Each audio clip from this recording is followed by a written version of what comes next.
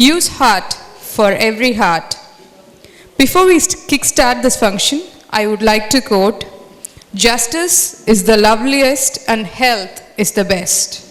But the sweetest to obtain is the heart's desire." On behalf of the MMBA, it gives me immense pleasure and great joy to welcome you all for the Health Awareness Campaign and on the topic, Mind Your Health. Nothing can be more assuring and heartwarming than the affectionate word welcome. May I now request the President of MMBA, Mr. S. Srinivasa Raghavan, to deliver the welcome address. Happy evening to one and all. When Team MMBA planned the annual event for the year 2023-24, the Executive Committee and office bearers, we have come to a consensus that let us go for a health campaign instead of the usual health camp. Because what we lack is the understanding of the human body, its functioning, and more importantly, the need of preventing anything than the cure of the issue. Prevention is better than cure. So, the first program of this kind is today's program, and our secretary was very firm in inviting the chief guest of the day. And when he said we want to invite Dr. Kannan, I immediately said I have read his writings and one of his books, so I am his fan. So though not, I am his patient. So I just want to convey to Mr. Secretary that let Dr. Kannan be the chief guest. And the moment we thought of inviting a judge to be the chief guest of the day and to give an introductory offer, no other name stuck to us than the name of Honorable Mr. Justice M.S. Ramesh. For those two reasons: number one, he is a bar-friendly judge. Number two, we have been known to each other in the college days. And number three, his fitness, as fiddle as fit. So I wholeheartedly welcome Honorable Mr. Justice M.S. Ramesh to this program for having consented to inaugurate the campaign in his presence. And I once again welcome Dr. BRJ KANNAN for having accepted the invitation and being here. So the audience who are here are chosen people who sacrifice their busy schedule to hear him, and my request is that everyone should carry forward the message to at least 5 people so that it multiplies the message who are going to receive the audience. The audience before you may carry the message to your members of the family and friends and others who may not have the chance to listen to the illustrious speech of the chief guest of the day. And I welcome one and all here, and I don't want to stand between you and the guest. I welcome one and all. Please see that the message is spread further. And more importantly, the chief guest, Dr. Kannan, wants to make this session as much as possible interactive. So don't feel shy of asking questions. The questions you are going to ask never is going to make you the patient. You may be inquisitive, you may be curious, and you may ask questions though it is not directly related to you. Or if you have any smallest doubt in your mind, please be frank so that once again prevention will be proved to be better than cure. Thank you very much. Thank you, sir. To be inspired is great, but to be an inspiration is an honor. May I request our Honorable Justice M.S. Ramesh to adorn the chief guest, Dr. BRJ KANNAN.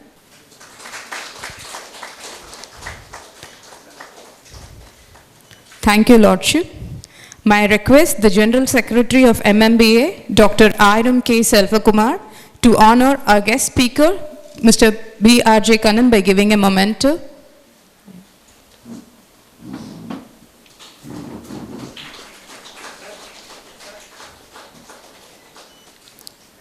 Thank you, sir. May I request the President of MMBA, Mr. S. Srinivasa Raghavan, to honor Honorable Mr. Justice M.S. Ramesh by giving him a memento. Thank you, sir. Thank you, Lordship. May I now request General Secretary of MMBA, Dr. Iram K. Selvakumar, to render a brief introduction on our profound guest. அனைவருக்கும் வணக்கம். ஒரு தடவை ஒருத்தர் ரொம்ப பெரிய தவம் பண்ணி கடவுளை பார்த்து எனக்கு ஒரு இது பார்க்கணுன்னு சொல்லிட்டாரு.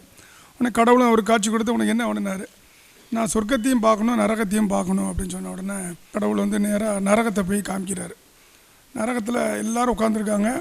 எல்லார் டேபிள்லேயும் எல்லார் மேஜையிலையும் அனைத்து வகையான உணவுகள், எல்லா விதமான பதார்த்தங்கள் எல்லாமே இருக்குது. ஆனால் அவங்க ரொம்ப மெலிஞ்சி நலிஞ்சி ரொம்ப சங்கடத்தில் இருந்து கண்ணெல்லாம் கருத்து போய் உட்காந்துருக்குறாங்க. உடனே அப்படியான்னு பார்த்தா என்ன காரணம்னு பார்த்தா அவங்க கைகள்லாம் ரொம்ப நீண்டு இருக்குது. அவங்களால அந்த உணவை எடுத்து சாப்பிட முடியலை. அதனால் எல்லாம் இருந்தும் அவங்களால சாப்பிட முடியலை. இதே மாதிரி உடனே சொர்க்கத்தை போய் பார்க்குறாங்க. சொர்க்கத்தில் அதே மாதிரி கைகள் நீண்டு இருக்குது, அதே மாதிரி உணவு பதார்த்தங்கள் எல்லாமே இருக்குது. ஆனால் எல்லாருமே நல்லா சந்தோஷமாக ஜம்முன்னு சாப்பிட்டு ஜம்முன்னு இருக்காங்க. எப்படின்னு பார்த்தா ஒருத்தருக்கு ஒருத்தர் ஊட்டிக்கிட்டு இருக்காங்க. ஸோ சொர்க்கங்கிறது ஒருத்தருக்கு ஒரு உதவுறது சொர்க்கம், எல்லாம் இருந்து எதுவுமே உதவுறன்னா அது நரகம் அப்படிங்கிறது அதில் பார்த்தோம். எனக்கு ஒரு விதமான தருணத்தில் எனக்கு ஒரு பிரச்சனை வந்துருச்சு. சாதாரணமான பிரச்சனையாக இருந்துச்சு. அதை அணுகும் பொழுது நான் நிறைய ரெண்டாம் கருத்துக்கள் கேட்டுக்கிட்டே இருக்கேன். மதுரையை பொறுத்தவரைக்கும் என்னுடைய மருத்துவ நண்பர்கள் நிறைய இருந்தாங்க. அவங்க எல்லாருமே கையை நீட்டினது டாக்டர் கண்ணன் சாரை. அதில் எனக்கு ஒரு பெரிய சந்தோஷம் என்னென்னா, டாக்டர் கண்ணன் என்னுடைய மைத்துனர் சந்திரன் அவங்களுடைய நெருங்கிய தோழர், வகுப்பு தோழர். அவங்க எனக்கு அவங்கள்ட்ட அப்பாயின்மெண்ட் வாங்கி கொடுத்து மிக ஒரு அற்புதமான ஒரு விஷயம் எனக்கு பண்ணி கொடுத்தாங்க. அப்போ நான் பார்த்தது என்ன பார்த்தேன் அப்படின்னா, பைபிளில் ஒரு வார்த்தை உண்டு, நீ செய்யும் காரியங்களில் உன் விரல்களில் கர்த்தரினுடைய ஆசீர்வாதம் இருக்கும் அப்படின்னு. நான் அன்னைக்கு அவங்களுடைய விரலில் நான் கடவுளை பார்த்தேன். அந்த விரல்கள் கடவுளால் ஆசீர்வதிக்கப்பட்டது அப்படிங்கிறத நான் பரிபூர்ணமாக நான் உணர்ந்தேன். அது எனக்கு ஏற்படுத்திய தாக்கம் அந்த சமயங்கள்லேருந்து நான் அவர்கிட்ட கேட்டுகிட்டு இருக்கேன், நீங்கள் எங்கள் பாரில் நீங்கள் பேசணும்னு. அப்போ நான் பொறுப்பில் கூட கிடையாது.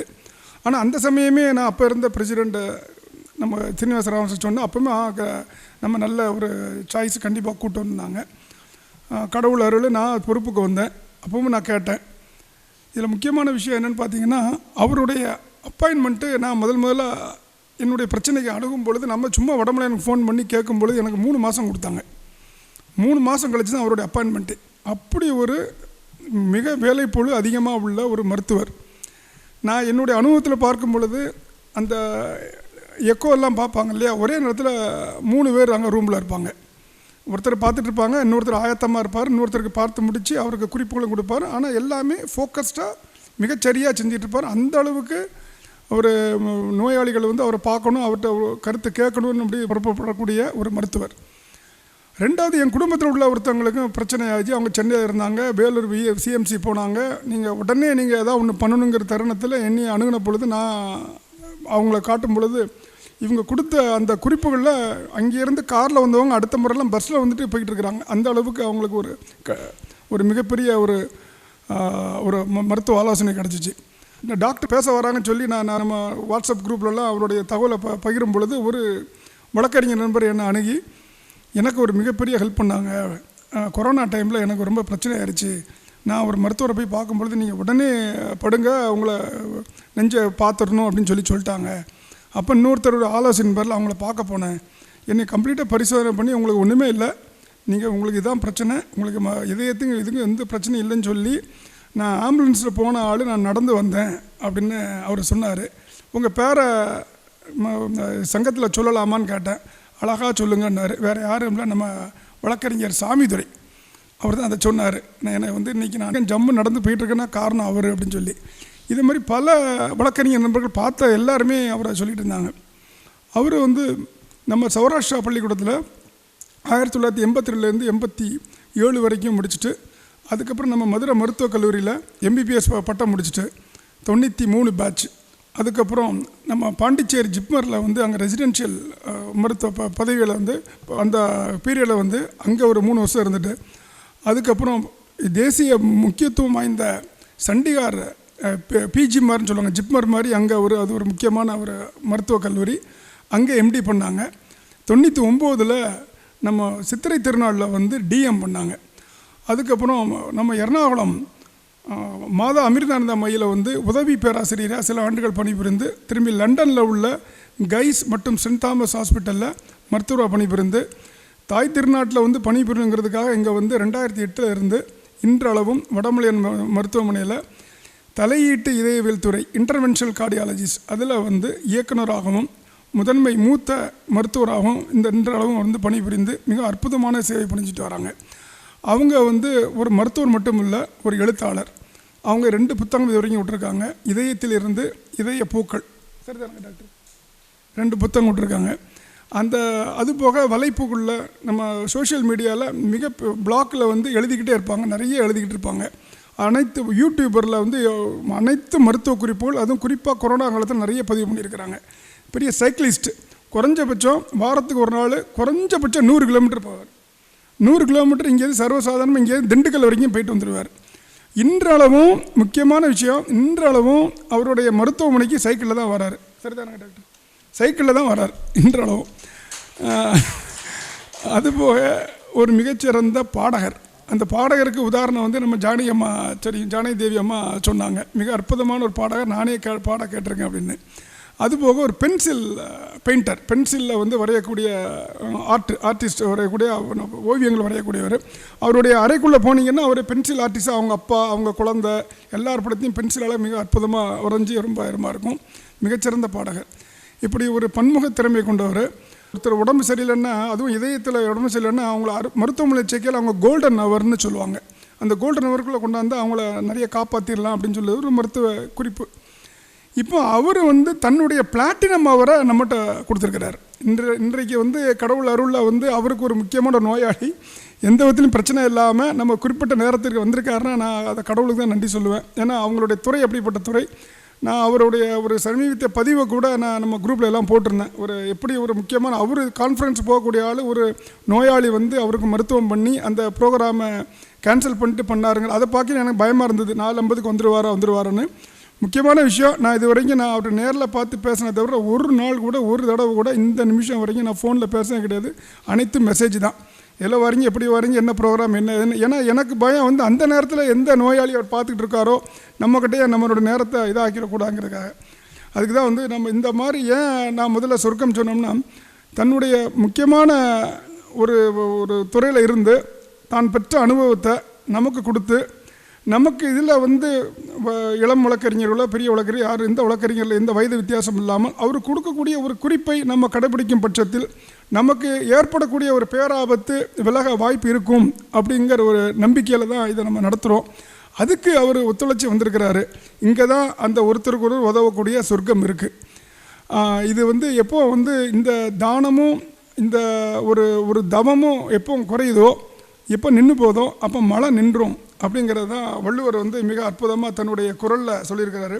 தானம் தவம் இரண்டும் தங்கா வியன் உலகம் வானம் வழங்காதினின். எப்போ மழையும் நின்றும்னா, என்றைக்கு இந்த உலகத்தில் தானமும் தவமும் நின்றதோ அன்றைக்கி நின்றும்னு. நிச்சயமாக கண்ணன் மாதிரி ஆட்கள் இருக்கிற வரைக்கும் மழை பெஞ்சிக்கிட்டு தான் இருக்கும், இந்த உலகம் இயங்கிட்டு தான் இருக்கும். வந்தமைக்கு மிக்க நன்றி. Thank you, sir.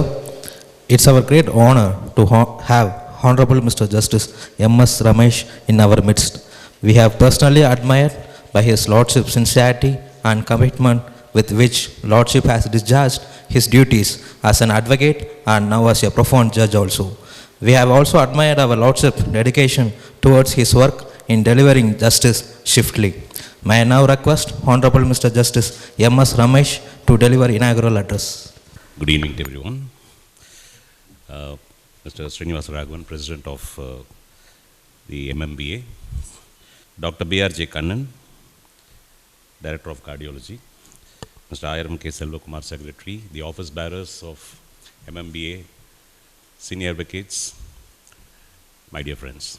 When I came here, I gave a word of caution that I am also anxious to hear what Dr. BRJ Kannan is going to speak, and I'm not here to give a speech as such, and it won't be proper also, because when you have a qualified medical practitioner and a renowned specialist, it's better that we hear him rather than giving our own opinions on this, and we are not even qualified to do it. So he just made a request saying that can just inaugurate it.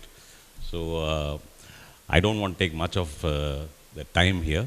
And one more aspect is I am delighted to be here for the second time. I think the last year also, the health awareness campaign, I was asked to participate, and it's an honor to be here.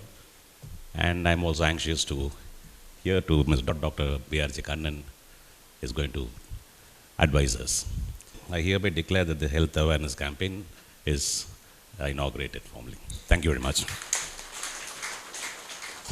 Thank you, Lordship. No beauty shines better than a healthy heart. Investing in your heart health can prevent disease. What we do to protect our heart can help inspire others. Now, it is my privilege to invite the one who is known for cordial and admirable personality, and also known for having abundant knowledge in medical science, more particularly in the Department of Cardiology. May I request our guest speaker, Dr. BRJ Kannan, Director of Cardiology, Senior Interventional Cardiologist, Vadamalayan Hospital, Madurai, to deliver the special address. Thank you, ma'am. So, very good evening, everyone. First time today நான் வந்து court வந்திருக்கேன். எப்படி சில பேர் சொல்லுவீங்களோ hospital போகிறதுக்கு பயமாக இருக்குன்ட்டு, எங்களுக்கெல்லாம் கோர்ட்டுக்கு வர பயமாக இருக்குது. But when I entered, it was such a warm welcome, and it appeared as though we have met sometime before மாதிரி ஒரு நல்ல ஒரு கார்டியல் என்வாயன்மெண்ட். ஸோ அந்த பயம்லாம் போயிடுச்சு. ஆயிரம் சார் என்னை இன்ட்ரடியூஸ் பண்ணுறேன்னு சொல்லிட்டு ஒரு மாதிரி பயங்கரமாக நான் 10% நீங்கள் சொல்கிற மாதிரி இருக்குன்னு வச்சுக்கேன் sir. So it's all when ever you two your work, you enjoy your work, obviously your 100% comes out. So the passion is what is leading me into this profession than the other frills attached to the profession. And whenever I get to hear from my patients regarding his health, immediately it flashes me how he was when he came to me. And that particular patient may not be remembering how he was when he came here, but I will remember. And the difference between that time and today is, that immediately gives an adrenaline surge to me. So that passion only just moves us, and it's a God-given responsibility that we should be kind of guiding towards the good health of the public. So அதுக்கு ஒரு வாய்ப்பை கொடுத்தவங்க எல்லாருக்கும் ரொம்ப நன்றி. The commonest cause of death worldwide அப்படின்னு பார்த்தீங்கன்னா, it's called cardiovascular disease. Cardiovascular disease involves two organs. One is heart, another is brain. இப்போது ஹார்ட் அட்டாக் அப்படிங்கிறோம் இல்லையா, ஹார்ட் அட்டாக் அப்படின்னா இருதயத்துக்கு போகிற ரத்த குழாய் பிளாக் ஆகி கீழே ரத்தம் போக முடியாமல், ரத்தம் இல்லாமல் எந்த திசுவும் உயிரோடு இருக்க முடியாது. இப்போ இது கைன்னா இதில் ரத்தம்லாம் ஓடுறனால தான் கை ரெட்டாக இருக்குது, கை மூவ் பண்ண முடியுது. இதை அமுக்கி பிடிச்சிக்கிட்டோம்னா கொஞ்ச நேரத்தில் கை மரத்து போயிடும். இதை ஒரு ½ அன் ஹவர் அப்படியே வச்சுருந்தோம்னா அப்படியே கருப்பாக மாறிடும், கையெல்லாம் இறந்து போக ஆரம்பிச்சிடும் இல்லையா. சேம் திங் இந்த heart. So when the blood vessel of the heart gets blocked, there is no blood going into the muscles, and the muscle will start dying. That will give lot of pain. That is heart attack. Tamil என்ன சொல்கிறோம்? மாரடைப்பு. So மாரடைப்புங்கிற நல்ல அர்த்தத்தை கொடுக்குது. மாரடைப்பு தமிழில் நம்ம translate பண்ணிக்க எவ்வளோ அருமையாக இருக்கு பாருங்கள். மாரடைப்பு சரியான அர்த்தத்தை தருகிறது ஹார்ட் அட்டாக்ங்கிறத விட. நிறைய பேர் ஹார்ட் அட்டாக்னால் மயக்கம் போட்டு விழுந்துருவாங்க எல்லாம் நினச்சிருக்கிறாங்க. அட்டாக் வந்துருச்சுன்னுவாங்க, என்ன அப்படின்னு ஒரு சரியான ஐடியா இல்லாமல். ஸோ ஹார்ட் அட்டாக் அப்படின்னா இருதய தசைகளுக்கு ரத்தம் போவது தடைப்படுகிறது, அதனால் இருதயம் தசைகள் இறக்க நேரிடுகிறது, அதுதான் ஹார்ட் அட்டாக். அதே ரத்தக்குழாய் பிரெயினுக்கு போகுது, பிரெயினில் இருக்கிற ரத்தக்குழாய் பிளாக் ஆச்சுன்னா பிரெயினுக்கு போகிற ரத்தம் போகாமல் இருக்கும், பிரெயின் இறக்க நேரிடும். அப்போ அவரு தான் பக்கவாதம், stroke. So essentially both are same disease. இது இங்கே பிளாக் ஆனால் ஹார்ட் பாதிக்கப்படுது, அது அங்கே பிளாக் ஆனால் பிரெயின் பாதிப்படுது. பிரெயின் அட்டாக்னு சொல்லிக்கலாம், அது that be better way to say. For general public சொல்கிறப்போ stroke is called brain attack அப்படின்னா புரிஞ்சிடும். ஸ்ட்ரோக்குங்கிற வார்த்தை அந்நியமாக தெரியல, அது என்ன ஸ்ட்ரோக்னு சொல்ல முடியும். Basically heart attack equivalent brain attack. இப்போ unfortunately this is the most common cause of death. இது வந்து 1:1 டிசீஸ் காசிங் ஏஜென்ட் எதுவுமே கிடையாது. It's not a unifactorial disease, it's a multifactorial disease. இப்போ டைஃபாய்டுனா டைஃபாய்டு பேசிலஸ் உள்ளே போனால் டைஃபாய்டு வருது, 1:1 ரிலேஷன். பட் வெரஸ் இந்த இரத்த குழாய்கள் அடைப்பு ஏற்படுவது என்பது ஒரு 1:1 இதுதான் ரீசன் கிடையாது, மல்டிபிள் ரீசன்ஸ் அது நம்ம பார்ப்போம். இப்போ ஹார்ட் பொறுத்த மட்டும் எந்த ஒரு சிம்டம்னால் காமனாக இறக்குறாங்க அப்படின்னா, எல்லோரும் என்ன செஸ்ட் பெயின் வரணும், செஸ்ட் பெயின் வந்தால் தான் ஹார்ட் அட்டாக் அப்படின்ட்டு. ஆனால் செஸ்ட் பெயின் வர்றது 40-50% தான். பாக்கி 50% பேருக்கு ஏப்பமாக வரும், நெஞ்சு எரிச்சலாக வரும். They will never think it is heart. வீட்டில் ஏப்பம் விட்டுட்ருப்பாங்க, சோடா குடிப்பாங்க, வீட்டிலே இறந்து போயிடுவாங்க. So why the treatment is delayed? Because of the delayed recognition by the patient. Okay, எப்போவுமே நமக்கு வந்து அந்த டினையல் ஃபேஸ் ரொம்ப அதிகமாக இருக்குது. நம்ம in general for any human being நம்ம மக்கள்கிட்ட ரொம்ப அதிகம் டினையல். இல்லை எனக்கு ஒன்றும் இல்லை, நல்லா தான் இருக்கேன்னு சொல்லிக்கிறல, ஒரு ஒரு ஒரு இன்னும் தெரியாத ஒரு பெட்டராக இருக்கேன்னு சொல்லிக்கிறேன். ஆக்சுவலாக இப்போ ஒரு சாதாரணமாக நெஞ்சு கரிப்பு வருது, ஏப்பம் வருதுன்னா யூஸ்வலாக 5-10 நிமிஷத்தில் போகணுமே, என்னடா இந்த இருந்துகிட்டே இருக்கேன், நம்ம யார்கிட்டே காமிக்கணும் அப்படின்னு நினைக்கிறது இல்லை. ஸோ இஃப்டால் யாராவது அவங்க தெரிஞ்ச வந்து எனக்கு அடிக்கடி நெஞ்சு கரிப்பு வருது, ஏப்பமாக வருதுன்னா போய் முதல்ல ஹார்ட்டை செக்அப் பண்ணியான்னு சொல்லுங்கள். அவங்க கேஸ்ட்ரைட்டிஸ்ன்னு சொல்லி டேப்லெட் சாப்பிட்டுட்ருப்பாங்க, ஜெலிசி சாப்பிட்டுட்ருப்பாங்க, but actually it may be heart. So the commonest symptom which is misunderstood leading to the death வந்து இந்த நெஞ்செரிச்சல் ஏப்பம். ஏன்னா அது ஹார்ட்னு திங்க் பண்ண மாட்டாங்க. உண்மையிலே நெஞ்சொலி வரவங்க எஸ்கேப் ஆகிடுவாங்க. ஸோ இந்த ஒரு விஷயத்தில் யாருக்கெல்லாம் வந்து தாங்குகிற சக்தி அதிகமாக இருக்கும், செஸ்ட் பெயின் தாங்குகிற சக்தி அதிகமாக இருக்கும், தேல் டை அட் ஹோம், தாங்கி பார்ப்பாங்க. யாருக்கெல்லாம் தாங்குகிற சக்தி இல்லை ஓடி வருவாங்க, அவங்க காப்பாற்றப்படுவார்கள். ஏன்னா ஏர்லியர் த பெட்டர். சார் சொன்னா இல்லையா, time is very the golden time சொல்ல முடியாது. The earlier you come, early we treat and open up the vessel is going to improve. சரியா? ஸோ இந்த ஒரு விஷயத்தில் நமக்கு வந்து அந்த பெயின் டாலரன்ஸ் இல்லாமல் இருக்கிறது நல்லது. இப்போ உங்களுக்கு தெரிஞ்சவங்க யாராவது செஸ்ட் பெயின் இருக்குன்னா, ஹார்ட் ப்ராப்ளமாக இருக்குமான்னு டவுட் இருந்ததுன்னா ஒன்று இருக்கான்னு சமாதானப்படுத்தாதீங்க, போய் ஒரு இசிஜி எடுன்னு சொல்லிக்கலாம். டாக்டர் பார்க்குறதும் ஒரு இசிஜி எடுக்கிறதும் மிஞ்சி போனால் 1000 ரூபா செலவாகும். அது நெகட்டிவ் நார்மல் வந்து 1000 ரூபா செலவாச்சேன்னு வருத்தப்படாதீங்க, எனக்கு ஹார்ட் அட்டாக் இல்லையேன்னு வருத்தப்படுங்க. அடிக்கடியாக போக போகிறோம் இல்லையே, என்னமோ மாதமாக போக போகிறோம் இல்லையே, என்றைக்காவது நமக்கு வர symptom, especially when you have a predisposing factor. Okay, ஒரு சின்ன ஒரு இன்ஃபர்மேஷன் கொடுத்து then will go for interactive mode. காமனாக எல்லோரும் கேட்குற கொஸ்டின், சப்போஸ் ஒருத்தருக்கு செஸ்ட் பெயின் வந்துடுச்சுப்பா, அது ஹார்ட் அட்டாக்காக இல்லையான்னு தெரியல டாக்டர், ஆனால் ஹார்ட் அட்டாக் மாதிரி தெரியுது, அவர் ஒரு மாடு பிடிச்சிங்க, என்ன பண்ணணும்? வீட்லேயே கஷாயம் குடித்து சாப்பிட்டு நல்லா இல்லைலாம் இருக்க முடியாது. இப்போது வாட்ஸ்அப்பில் பார்த்தீங்கன்னா ஒன்று சுற்றிட்டுருக்கு, ஒரு லோடிங் கிட் 4 மாத்திரை கையில் வச்சுங்க, வந்தால் எல்லாருக்கும் கொடுங்க அப்படின்னு. அதில் ஒன்றும் பெருசாக உண்மை இல்லை. ஆஸ்பிரின் ஒரு மாத்திரை இருக்குது, நம்ம இங்கே இந்த கோட்டில் இல்லைன்னா நீங்கள் கண்டிப்பாக ஆஸ்பிரின்கிற ஒரு மாத்திரை வாங்கி வச்சுக்கலாம். எப்போவுமே யாருக்கா செஸ்ட் பெயின் வந்தால் அந்த ஒரு மாத்திரை 300 மில்லிகிராம் போட்டுட்டு உடனே பக்கத்தில் இருக்கிற க்ளோசஸ்ட்டு ஹாஸ்பிட்டல் போய் ஒரு இசிஜி எடுக்கணுங்கிறது தான் ஆன்சர். வேறு ஒன்றுமே ஹெல்ப் பண்ணாது. அவர்கிட்ட கேட்டுக்கலாம், உங்களுக்கு படுத்தா நல்லா இருக்கா, உட்காந்தா நல்லா இருக்கான்னு. ஹார்ட் அட்டாக்கில் 3-4 வெரைட்டி இருக்குது. ஒரு சில வெரைட்டிக்கு படுத்தா நல்லா இருக்குமாங்க, படுக்க வச்சுக்கலாம். ஒரு சில வெரைட்டிக்கு உட்காந்தா நல்லா இருப்பாங்க, உட்காந்தா நல்லா இருக்கிற ஆட்கள்கிட்ட படுக்க வச்சோன்னா மோசமாவாங்க. எப்படி கம்ஃபர்டபுள் ஃபீல் பண்ணுறீங்க, உட்காரணுமா படுக்கணுமா? நான் படுத்துகிட்டே வரேன்னா படுத்துக்கொண்டு, இல்லை உட்காரன்னா உட்கார கூட்டி போகலாம். சில பேர் வந்து அந்த செடேஷன் தூக்க மாத்திரை வச்சுருந்தீங்கன்னா ஒரு தூக்க மாத்திரை கொடுத்துக்கலாம், தூக்க மாத்திரை கொடுத்து அவரை கொஞ்சம் செடேட் பண்ணிக்கலாம். வேறு குடிக்க வைக்கவோ அதுவோ எதுவுமே கொடுக்கக்கூடாது.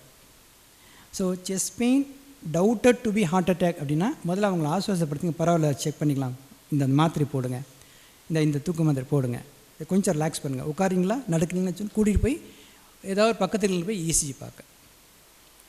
செஸ்ட் பெயின் இருக்கிறப்போ வர்ற இசிஜி நார்மலாக இருந்தால் பெரும்பாலும் அந்த செஸ்ட் பெயின் ஹார்ட் அட்டாக் சம்மந்தமான பெயினாக இருக்கும் வாய்ப்பு மிக மிக குறைவு. இசிஜிக்கும் ஹார்ட் பெயினுக்குள்ள கனெக்ஷன் சொல்கிறேன். ஆனால் முதல்ல எடுக்கிற ஒரு இசிஜி மட்டும் வச்சு நாங்கள் தீர்மானிக்க மாட்டோம், ஒரு 15 நிமிஷம் கழிச்சு இன்னொரு இசிஜி எடுப்போம். அதாவது அவர் செஸ்ட் பெயின் இருந்துகிட்ருக்கு, செஸ்ட் பெயின் இருக்கிறச்சே இசிஜி எடுக்கிறேன், அது நார்மல் வருதுன்னா மோஸ்ட் ப்ராபப்ளி அந்த chest pain heart related pain கிடையாது. ஆனால் இன்னொரு சிச்சுவேஷன் எடுப்போம், ஒருத்தருக்கு செஸ்ட் பெயின் இருந்தது, சரி அவர் கொஞ்சம் டிலே பண்ணார், தெய்வாதீனமாக செஸ்ட் பெயின் மாறிடுச்சு, அப்புறம் ஒர்க்லாம் முடிச்சுட்டு ஒரு 1 ஹவருக்கு அப்புறம் ஹாஸ்பிட்டல் போகிறார். ஹாஸ்பிட்டல் போகிறப்போ ஒரு செஸ்ட் பெயின் இல்லை, நல்லா இருக்கார். அப்போ ஈஸி எடுக்கார். நார்மல்னா அவருக்கு ஹார்ட் ப்ராப்ளம் இருக்கா இல்லையான்னு சொல்ல முடியாது. அதாவது உங்களுக்கு சிம்டமே இல்லாமல் எடுக்கிற இசிஜி நார்மலாக இருந்தால் ஹார்ட் ப்ராப்ளம் இல்லைன்னு சொல்ல முடியாது. ஆனால் சிம்டம் இருக்கிறப்போ இருக்கிற இசிஜி நார்மலாக இருந்தால் ஹார்ட் ப்ராப்ளம் இல்லைன்னு சொல்ல முடியும். புரியுதுங்களா? ஏன்னா இசிஜி சேஞ்சஸ் ஃபிக்ஸ்டு சேஞ்சஸ் கிடையாது. உள்ள ப்ராப்ளம் இருக்கப்போ வெளியே காமிக்கும், உள்ள ப்ராப்ளம் வந்து அது நார்மல் ஆகிடும். ஸோ ஆக உங்களுக்கு சிம்டம் இருக்கிறப்போ உங்களுக்கு எனக்கு என்ன தான் வந்துன்னு தெரிஞ்சுக்கணும்னா அந்த நேரத்தில் இசிஜி எடுத்தால் தான் பெனிஃபிஷியல். இருந்த டாக்டர் கொஞ்சம் நெஞ்சு கருப்பு இருந்த டாக்டர், ஆனால் நான் ஒரு ½ அன் கழிச்சு நான் இசிஜி எடுத்தேன் நாமளும் சொன்னாங்கன்னு சந்தோஷமாக சொல்கிறதுல அர்த்தம் கிடையாது. அது ஃபர்தர் இவாலுவேட் பண்ணணும். ஸோ இதுதான் வந்து இந்த ஒரு செஸ்ட் பெயின் வந்தால் என்ன பண்ணணும்னா உங்களை முதல்ல வந்து ஹார்ட் அட்டாக் இல்லைன்னு பார்த்துக்கிட்டு சொல்லுங்கள். Because it's life endangering. ஸ்ட்ரோக்னால இமிடியட் டெத் வராது, but there is high chance of death subsequently. அவங்களே சீக்கிரம் கூட்டிகிட்டு தான் போகணும், அதில் வந்து எந்த ஒரு டவுட்டும் கிடையாது. ஆனால் stroke will manifest it self. எப்படி மேனிஃபெஸ்ட் ஆகும்? நாக்கு குளரும், வாய் இழுக்கும், சாப்பிடுவாங்க தண்ணி ஒழுகும், கை வராது, அவங்களுக்கே தெரியும். நீங்கள் பார்க்குறவங்க உங்களுக்கே தெரியும் என்ன ஒரு மாதிரி பேசுகிறாரு, என்ன ஒரு மாதிரி இழுக்கிறாரு. ஆனால் இது செஸ்ட் பெயின் வருது, body is telling that it's suffering, but we have not recognise that this chest pain is cardiac pain. That's the problem. அதே மாதிரி there are so many other causes of cardiac pain also. Rather than assuming that it is some other cause of cardiac pain and then losing the heart, better to go spend some minimal amount and be happy. நான் போய் பார்த்துக்கிட்டேன் நல்லா இருக்குன்னு doctor சொல்கிறார், be happy. அப்படி டாக்டர்கிட்ட போயிட்டு வரப்போ என்ன ஆகும்னா மேற்கொண்டு உங்களோட ஹெல்த் அவேர்னஸ் இன்னும் இன்க்ரீஸ் தான் ஆகும். உங்களுக்கு ஏதாவது பிபி அதிகமாக இருந்தாலோ சுகர் அதிகமாக இருந்தாலோ இதெல்லாம் கண்டுபிடிச்சு பார்த்து சொல்லுவோமா, ஸோ தட் ஃப்யூச்சரில் வர ப்ராப்ளம் குறையும். Okay, so let is not go into the disease process.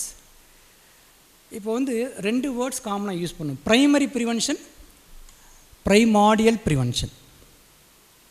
இப்போ ஒருத்தர் ஒன்றுமே கிடையாது நல்லா இருக்கிறார், அவருக்கு பிபி சுகர்லாம் வரக்கூடாது. நான் அவர் என்னென்ன தன்னை செஞ்சுக்கிறாரோ, இப்போ நான் சைக்கிள் ஓட்டிகிட்டு இருக்கேன் எனக்கு பிபி வரக்கூடாதுன்ட்டு, சுகர் வரக்கூடாது. ஒருத்தருக்கு பிபியோ சுகரும் வந்துடுச்சு, ஏதோ கொலஸ்ட்ரால் இருக்குது வந்துடுச்சு, ஆனால் அதனால் நோய் இன்னும் வரல. நோய் வராமல் இதை எஃபெக்டிவாக ட்ரீட் பண்ணுறோம் இல்லையா, அது ப்ரைமரி ப்ரிவென்ஷன். நான் பண்ணிக்கிறது ப்ரைமார்டியல் ப்ரிவென்ஷன். நான் வந்து ரிஸ்க் ஃபேக்டர் வர்றதுக்கே அலோவ் பண்ணல. ஸோ நம்ம எதை எய்ம் பண்ணணும்? Primordial prevention. அது எப்போ இருந்து ஸ்டார்ட் பண்ணோம்? 20 இயர்ஸ்லேருந்தே ஸ்டார்ட் பண்ணோம்.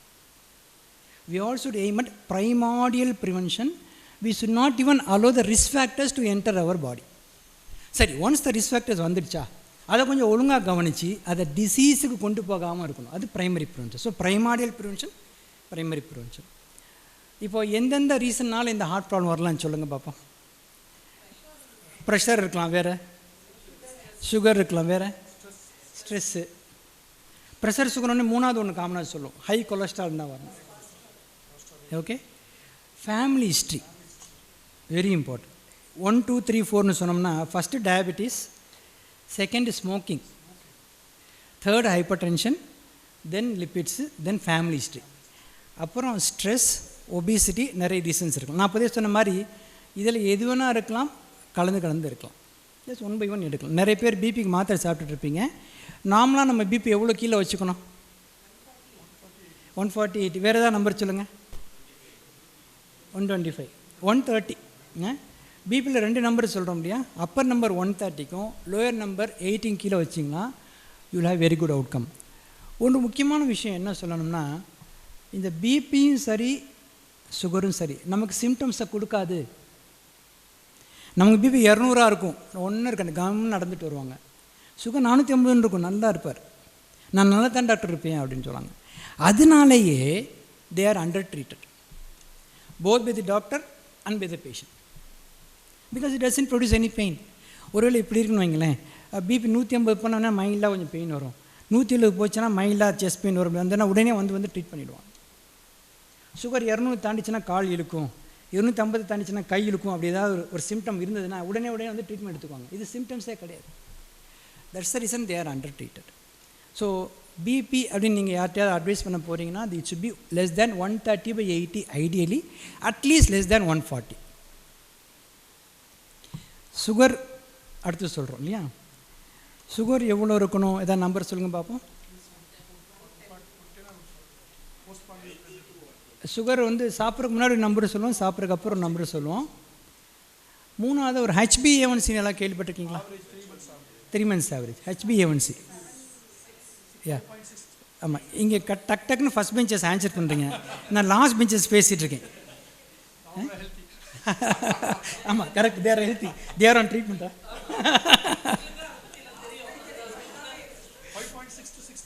ரைட். அதாவது இந்த சுகர் இருக்கு இல்லையா, மாறிக்கிட்டே இருக்கிற நம்பர். இப்போ காலம்பரை பார்க்குறோம் 90ன்னா ஆஃப் அன் ஹவர் கழிச்சு பார்த்தா 90 இருக்காது, 180 இருக்கலாம், 120 மாறிக்கிட்டே இருக்கும். The whole day sugar keep changes depending on the need of the body, depending on the activity of the body, depending on the calorie going inside. சரியா? இப்போ சுகர் பேஷண்ட் வந்து by சான்ஸாக இன்றைக்கி சுகர் பார்க்குறச்சு 110 ஒரு சந்தோஷப்பட்டுவார், சுகர் குறைஞ்சிருச்சுன்னு. சுகர் குறையிறது ஒன்றும் கிடையாது, அந்த நேரத்தில் 110 அவ்வளோதான். ஒரு 1 hour கழிச்சு பார்த்தா 210 இருக்கலாம், லஞ்ச் முன்னாடி பார்த்தோம்னா 300 கூட இருக்கலாம். So how to you know whether he is really under control அப்படிங்கிறது தான் இந்த HbA1c. HbA1cங்கிறது வந்து கடந்த 3 மாதமாக சுகர் எவ்வளவு இருந்ததுங்கிறத வச்சு கொடுக்கப்படுகிற ஒரு நம்பர். அந்த நம்பர் சுகர் இல்லாத ஆட்களுக்கு 5, 5.5 அப்படி வரும், மேக்ஸிமம் 5.7 வரை இருக்கும். சுகர் உள்ளவங்க உண்மையிலேயே சுகர் கண்ட்ரோல்டாக கட்டுக்குள் வச்சுருந்தாங்கன்னா அது 7 கீழே இருக்கும். 7க்கு மேலே இருக்குன்னா அதனால் வந்து side effect and complications are more. So பிபிக்கு பார்த்தோம். இப்போது நீங்கள் உங்களே யாராவது சுகர் பேஷண்ட்டாக இருக்கீங்க, இல்லை தெரிஞ்சவங்க சுகர் பேஷண்ட்டாக இருக்காங்கன்னா நீங்கள் HbA1c பண்ணியிருக்கீங்களா, 7 கீழே இருக்கான்னு கேட்கணும். HbA1cலாம் நான் பண்ணுறதில்ல, எங்கள் டாக்டர் பண்ண சொல்கிறது இல்லைன்னா அங்கே டாக்டரை மாற்றணும். சரியா? நிறைய பேர் பார்க்குறேன், வெறும் பிரிக் பண்ணி சுகர் பார்த்து 110 போய் மெடிசன் அனுப்பிச்சிடுவாங்க. அவங்க தே see some 100 patients per day, they don't mind these things, they want to just dispose of the patient, which is not correct. ஆமாம், random has no meaning, random means no meaning. So நீங்கள் diabetic patient யார்கிட்டயா பார்த்து உங்கள் sugar கண்ட்ரோல்டாக இருக்கான்னு கேளுங்களேன். நான் walking போனேன்பாங்க. Sir sugar கண்ட்ரோல்டாக இருக்கான்னா medicine கரெக்டாக சாப்பிட்றேன்பாங்க. Sir sugar கண்ட்ரோல்டாக இருக்கா, நான் ஸ்வீட்டே சாப்பிட மாட்டேங்க. ஏன் நான் கேட்ட கொஸ்டின் பதில் சொல்லுங்கள், சுகர் கண்ட்ரோல்டாக இருக்கா? இருக்காது சார். 80% பேஷண்ட்ஸ் சுகர் கண்ட்ரோல் கிடையாது. ஸோ நீங்கள் யூ கிரியேட் திஸ் அவேர்னஸ். நான் வந்து சரியாக மாத்திரை சாப்பிட்டுக்கிறேங்கிறது சொல்யூஷன் கிடையாது, நான் ஒழுங்காக வாக்கிங் போகிறேங்கிற சொல்யூஷன் கிடையாது. Solution sugar control. அதுக்கு நீங்கள் என்ன வேணால் பண்ணுங்கள், இன்னும் எப்படி என்னென்ன பண்ணுவோம் பண்ணுங்கள். சுகர் கண்ட்ரோல் வந்தால் தான் நீங்கள் கொடுக்குற ட்ரீட்மெண்ட்னால பாடிக்கு பெனிஃபிட். அரைகுறை வைத்தியம் இஸ் ஈக்குவல் டு நோ வைத்தியம் தான். ஒருத்தர் சுகர் 380, ஒரு சுகர் 280, என்ன வித்தியாசம்? 2 சேம் ப்ராப்ளம் தான். மாத்திரை சாப்பிட்லன்னா 280, மாத்திரை சாப்பிட்டான்னா ஒரு 210னா 2 ஒன்று தான்.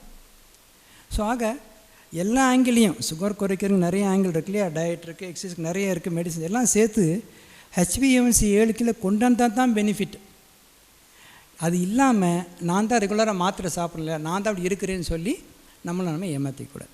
ஸோ பிபி பார்த்தோம், சுகர் பார்த்தோம். கொலஸ்ட்ரால் வந்து அந்த முக்கியத்துவம் ரொம்ப பெருசாக இல்லை. ஒரு கொஷின் கேட்குறேன், யூ வில் பி ஷாக்ட். ஒரு 100 பேஷண்ட் ஹார்ட் அட்டாக்ல வராங்க சார், அதில் எத்தனை பேருக்கு கொலஸ்ட்ரால் கூடி ஹார்ட் அட்டாக்ல வருவாங்க? ஒரு கெஸ் பண்ணுங்கள். 100 பேர் ஹார்ட் அட்டாக்ல வராங்க ஒரு 3 மாதத்தில், ஒரு எக்ஸாம்பிளுக்கு. அதில் எத்தனை பேர் கொலஸ்ட்ரால் கூடி ஹார்ட் அட்டாக்ல வருவாங்க? 100 பேருமா? 20 பேர். ஏன் நான் சின்ன நம்பரை எப்படி சொல்கிறீங்க?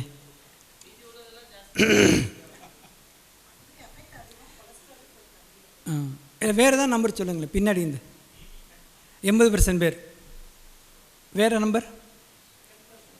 ஆக்சுவலாக 5 பேர் தான்.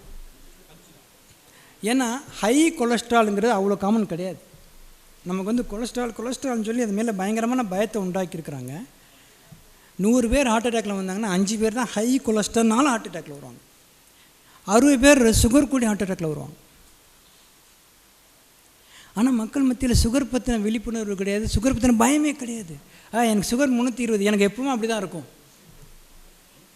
ஆனால் கொலஸ்ட்ரால் கொஞ்சம் குடிச்சுனா ஐயோ கொலஸ்ட்ரால் பயப்படுறாங்க. ஏன்னா அந்த மாதிரி உருவாக்கி வச்சுருக்குறாங்க இல்லையா? ஸோ டயட்லேயும் அதுக்கேற்ற மாதிரி மாற்றங்கள் வரணும். டயட் பற்றி பேச ஆரம்பித்தா நிறைய போயிட்டே இருக்கும். So please have this in mind. நீங்கள் பயப்பட வேண்டியதெல்லாம் சுகருக்கு தான், உணவில் இருக்க சர்க்கரைக்கு தான் பயப்படணும். நம்ம உணவில் கொழுப்பே கிடையாது. இப்போ உணவில் ஒரு கொழுப்புனா ஒரு எக்ஸாம்பிள் சொல்லுங்கள், நெய் சொல்லலாம்.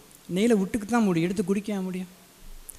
வெண்ணெய் யூஸ் பண்ணிக்கலாம், வெண்ணெய் தோசைக்கு போடலாம், அது கப்பில் சாப்பிட முடியும், கண்ணபிரம் தான் சாப்பிடுவார். ஸோ கொழுப்பு நம்ம நினச்சா கூட அதிகமாக சாப்பிட முடியாது. மக்கள் அதை உணர மாட்டேங்கிறாங்க. அசைவத்தில் கொழுப்பு இருக்குது. எஸ், டெய்லி 1 கிலோ மட்டன் யாராவது சாப்பிட போகிறீங்களா? என்றைக்கு என்ன சாப்பிட போகிறீங்க? ஒரு ஹேண்ட்ஃபுல் சாப்பிட போகிறீங்க. அது எப்படி கொலஸ்ட்ரால் கூடும்? ஸோ ஆக இந்த கொலஸ்ட்ராலோட அட்வான்டேஜே, இந்த கொலஸ்ட்ரால் ரிச் ஃபுட்ஸ் இருக்கு இல்லையா, அதோட அட்வான்டேஜே they don't make us to eat more, rather they make us to eat less. அது வந்து சட்டேட்டியை ஈஸியாக இன்டியூஸ் பண்ணிடும். இப்போ நீங்கள் உனக்கு வீட்டில் ஒரு ஃபங்க்ஷன் இருக்குது, சரியா, ஒரு அண்டா நிறைய சிக்கன், ஒரு அண்டா நிறைய மட்டன், ஒரு அண்டா நிறைய மீன், ஒரு அண்டா நிறைய தயிர், அவ்வளோதான், சோறுகீரை ஒன்றுமே கிடையாது. அப்படின்னா எல்லோரும் எவ்வளோனா எடுத்து சாப்பிட்டுக்கலாம். அப்படின்னா அரை அண்டா கூட தீராது. எல்லாம் நல்லா டேஸ்ட்டாக இருக்குது, அருமையாக இருக்கும்பாங்க, எல்லாத்தையும் கொஞ்சம் சாப்பிட்டு போயிடுவாங்க. கூட 2 அண்டாவில் சோறு, இன்னும் 2 அண்டாவில் பிரியாணி வைங்கள, எல்லா அண்டாவுமே காலியாகிடும். ஏன்னா நம்மளை சாப்பிட தூண்டுறது கார்போஹைட்ரேட்ஸ். பிரியாணி சாப்பிட்டு உடம்பை கெடுத்துக்கிறது தான் அதிகம். மட்டன் பிரியாணி சாப்பிட்டு உடம்பை கெடுத்துக்கிறதுல மட்டனால் உடம்பு கெடுறது கிடையாது, பிரியாணியானது தான் உடம்பு கெடுது. ஸோ டயட்டில் வந்து இந்த ஆஸ்பெக்ட் கவனத்தில் வைங்க. நான் ஜென்ரலாக காமனாக சொல்வேன், தட்டில் மேலே வைக்கிறத கீழே வைக்கிற மேலே வச்சு சாப்பிட்டிங்கன்னா பிரச்சனையே வராது. இப்போ இன்றைக்கி நைட் நீங்கள் வீட்டில் போய் நீங்கள் சிக்கன் சாப்பிட போகிறீங்கன்னா ஒரு half kilo chicken packet, 1/4 kilo உங்களுக்கு, 1/4 கிலோ உங்கள் ஒய்ஃபுக்கு. ஒரு சப்பாத்தி சமைக்கணும், அரை சப்பாத்தி உங்களுக்கு, அரை சப்பாத்தி அவங்களுக்கு. டயபெட்டிக்காக இருந்தால் ஜஸ்ட் ஒரு சின்ன குழு, சரிங்களா? ஸோ கொலஸ்ட்ரால் செக் பண்ணிக்கலாம். பெரும்பாலான கொலஸ்ட்ரால் ட்ரைகிளிசரைட்னு ஒரு கொழுப்பு இருக்குது. அது கொலஸ்ட்ரால் கிடையாது, அது ஒரு விதமான கொழுப்பு. ஸோ கொழுப்பு அந்த லிப்பிட் ப்ரொஃபைல் எடுப்போம், நிறைய நம்பர்ஸ் வரும். 2 நீங்கள் கவனிக்கலாம். ஒன்று எல்டிஎல், நம்ம மொட்டையாக கொலஸ்ட்ரால்னு சொல்கிறது எல்டிஎல், அது குறைஞ்சிருக்கணும். ட்ரைகிளிசரைட் அதுவும் குறைஞ்சிருக்கணும். நீங்கள் இன்றைக்கி லிப்பிட் ப்ரொஃபைல் எடுத்து பார்த்தீங்கன்னா நிறைய பேருக்கு ட்ரைகிளிசரைட் தான் அதிகமாக இருக்கும், எல்டிஎல் நார்மலாக தான் இருக்கும். It's a very well known fact. This is called Indian dyslipidemia, where LDL is only mildly elevated or normal, triglycerides are elevated. ட்ரைகிளிசரைட்ஸும் உள்ளே போய் பிளாக் உருவாகும். அந்த ட்ரைகிளிசரைட்ஸும் எதுலேருந்து வருது? கார்போஹைட்ரேட்லேருந்து வருது. அதாவது சுகர் தான் உள்ளே போய் ட்ரைகிளிசரைட் தான் மாறுது. ஸோ திருப்பி it boils back to sugar உள்ள ஃபுட்ஸ் தான், சரியா? ஸோ பிபி பார்த்தோம், டயபிட்டிஸ் பார்த்தோம், அந்த கொலஸ்ட்ரால் ரிலேட்டட் திங்ஸ் பார்த்தோம் இல்லையா? இது வந்து ப்ரைமரி ப்ரிவென்ஷன். அதாவது இது வந்ததுக்கப்புறம் இனி இது எப்படி ப்ரைமாடியல் ப்ரிவென்ஷனுக்கு வரும். அதில் மெயினாக வந்து நிறைய விஷயங்கள், எக்ஸசைஸ், அது நிறைய விஷயங்கள் இருக்குது. ஸ்ட்ரெஸ் ஒரு முக்கியமான ஃபேக்டர். ஜென்ரலாக எம்பிபிஎஸ் சேர்ந்தவொடனே எங்கள் அப்பா வந்து டீச்சர், நிறைய விஷயங்கள் சொல்லுவார். ஒன்று காமனாக சொல்லுவார், இந்த உலகத்திலே ரொம்ப ஈஸியாக கிடைக்கிறது எது தெரியுமான்னு கேட்பார். அட்வைஸ். ஸோ இலவசமாக கிடைக்கிற எதையும் பார்த்து தான் எடுக்கணும் இல்லைங்களா? இலவசமாக கிடைக்கிற எதையும் பார்த்தா இருக்கணும், குவாலிட்டி கம்மியாக இருக்கும், நிறையவும் கிடைக்கும். So tomorrow when you are going to advise somebody, see that you are practicing it. Try it on you. If you cannot practice that, never adviseங்கிறது ஸ்ட்ராங்காக எங்கள் அப்பா எனக்கு எம்பிபிஏ ஜாயின் பண்ணுறப்ப சொன்னது. அதனாலே என்னமோ என்ன ஒன்றே நான் மக்கள் சொல்லும்போது நான் என் மேல் ட்ரை பண்ணியிருப்பேன். whether it is food or whether it is exercise or whether it is cycling, everything. So இப்போ நான் ஸ்ட்ரெஸ் மேனேஜ்மெண்ட்டும் I will give some examples from my own thing. எப்படின்றது யாராவது ஸ்ட்ரெஸ்ஸுக்கு டெஃபினிஷன் சொல்ல முடியுமா? ஓபியில் பார்த்தீங்கன்னா சுகர் அதிகமாக இருக்கும். சார் ரொம்ப ஸ்ட்ரெஸ் சார், எங்கள் வேலையை இப்படி தான் சார்வாங்க. ஸ்ட்ரெஸ் இல்லாத வேலை ஒன்று சொல்லுங்கன்னு கேட்பேன். ரோட்டில் இருக்கிற பிச்சைக்காரங்க ஸ்ட்ரெஸ் தான், அங்கே சிக்னல் காமிச்சிட்ட போலீஸ்காரருக்கும் ஸ்ட்ரெஸ் தான். ஸ்ட்ரெஸ் இல்லாத ஆளே கிடையாது. சரி, ஸ்ட்ரெஸ்னால் என்னன்னு கேட்டால் யாருக்கும் சொல்ல தெரியல. நீங்கள் யாராவது டிஃபைன் பண்ணுங்களேன். Can somebody define what is stress? அந்த ஆங்கில எப்படி நினச்சிட்டே இருக்கிறது. வேறு சொல்லுங்கள். ப்ரெஷர் டு ஓன் பாடி, ஒரு ப்ரெஷர், அழுத்தம், மன அழுத்தம், இரிட்டேஷன் வருது. சரி, வேறு ஏதாவது சொல்லுங்கள். அதை ஒரு லைனாக எக்ஸ்பிளைன் பண்ணலாமா? மோர் எக்ஸ்பெக்டேஷன், அதுவும் காம்பனண்ட். அது ஒரு லைனாக இதுதான் ஸ்ட்ரெஸ்ன்னு எக்ஸ்பிளைன் பண்ணலாமா? Exaggerated anxiety. சரி, ஆக்சுவலாக ஸ்ட்ரெஸ்னால் என்னென்னா, நம்ம சுற்றி நடக்கிற விஷயங்கள் நம்மளால் மாற்ற முடியுமா? முடியவே முடியாது. நம்ம சுற்றி நடக்கிற விஷயங்கள் நம்ம பாடியை பாதித்தா அது ஸ்ட்ரெஸ் கிடையாது. Sorry, stress. பாடியை பாதிக்கலைன்னா அது ஸ்ட்ரெஸ் கிடையாது. இப்போது நீங்கள் இங்கே உட்காந்துட்டு படிச்சுட்ருக்கீங்க, பக்கத்து வீட்டில் ஒரு பையன் வந்து சத்தமாக பாடு போட்டு ட்ரம்ஸ் அடிச்சிட்ருக்கான்னா, யூ கேன் டூ 2 things. ஒன்று அவங்க கூட சேர்ந்து நீங்களும் டான்ஸ் ஆட ஆரம்பிச்சிடலாம், இல்லை கொஞ்சம் நேரம் மூடி வச்சுட்டு கொஞ்சம் சும்மா இருந்துக்கலாம். thereby you are avoiding stress. So you don't have any control of what is happening around you, but you have full control of how you can react to the happening. Your reaction to the happening is the one which is converting the happening to a stress. புரியுதுங்களா? The event is not the problem, your response is the problem. Your response is the problem. I think this happened long time back. ஹைதராபாத்தில் ஒரு meeting பேச போயிருந்தேன். I was the one of the speakers. By சான்ஸாக எனக்கு வந்து ஹோட்டலில் room book பண்ண மறந்துட்டாங்க. It was a human mistake. So நான் போய் பார்க்குறேன், காணா. Sir, I don't have your booking. I am one of the 10% தானே, அங்கே இருக்கிறவங்க யாரும் தெரியும், ப்ளீஸ் வெயிட் அப்படின்னா. ஸோ நான் நல்லா பாருங்கள், எனக்கு 3 இனிஷியல் இருக்குது. பிரச்சனை என்னென்னா, ஒன்ஸ் நான் யூஎஸ் போயிருந்தப்போ புக்கிங் இல்லை உட்காருங்க அப்படின்ட்டாங்க. ஒரு ஆஃப் அன் ஹவர் கழிச்சு நான் half an hour வெயிட் பண்ணுறேன், you have not call me at all அப்படின்னு. என் பாஸ்போர்ட் வாங்கினார். My name is Bava Ramalingam Jawaharlal Kannan.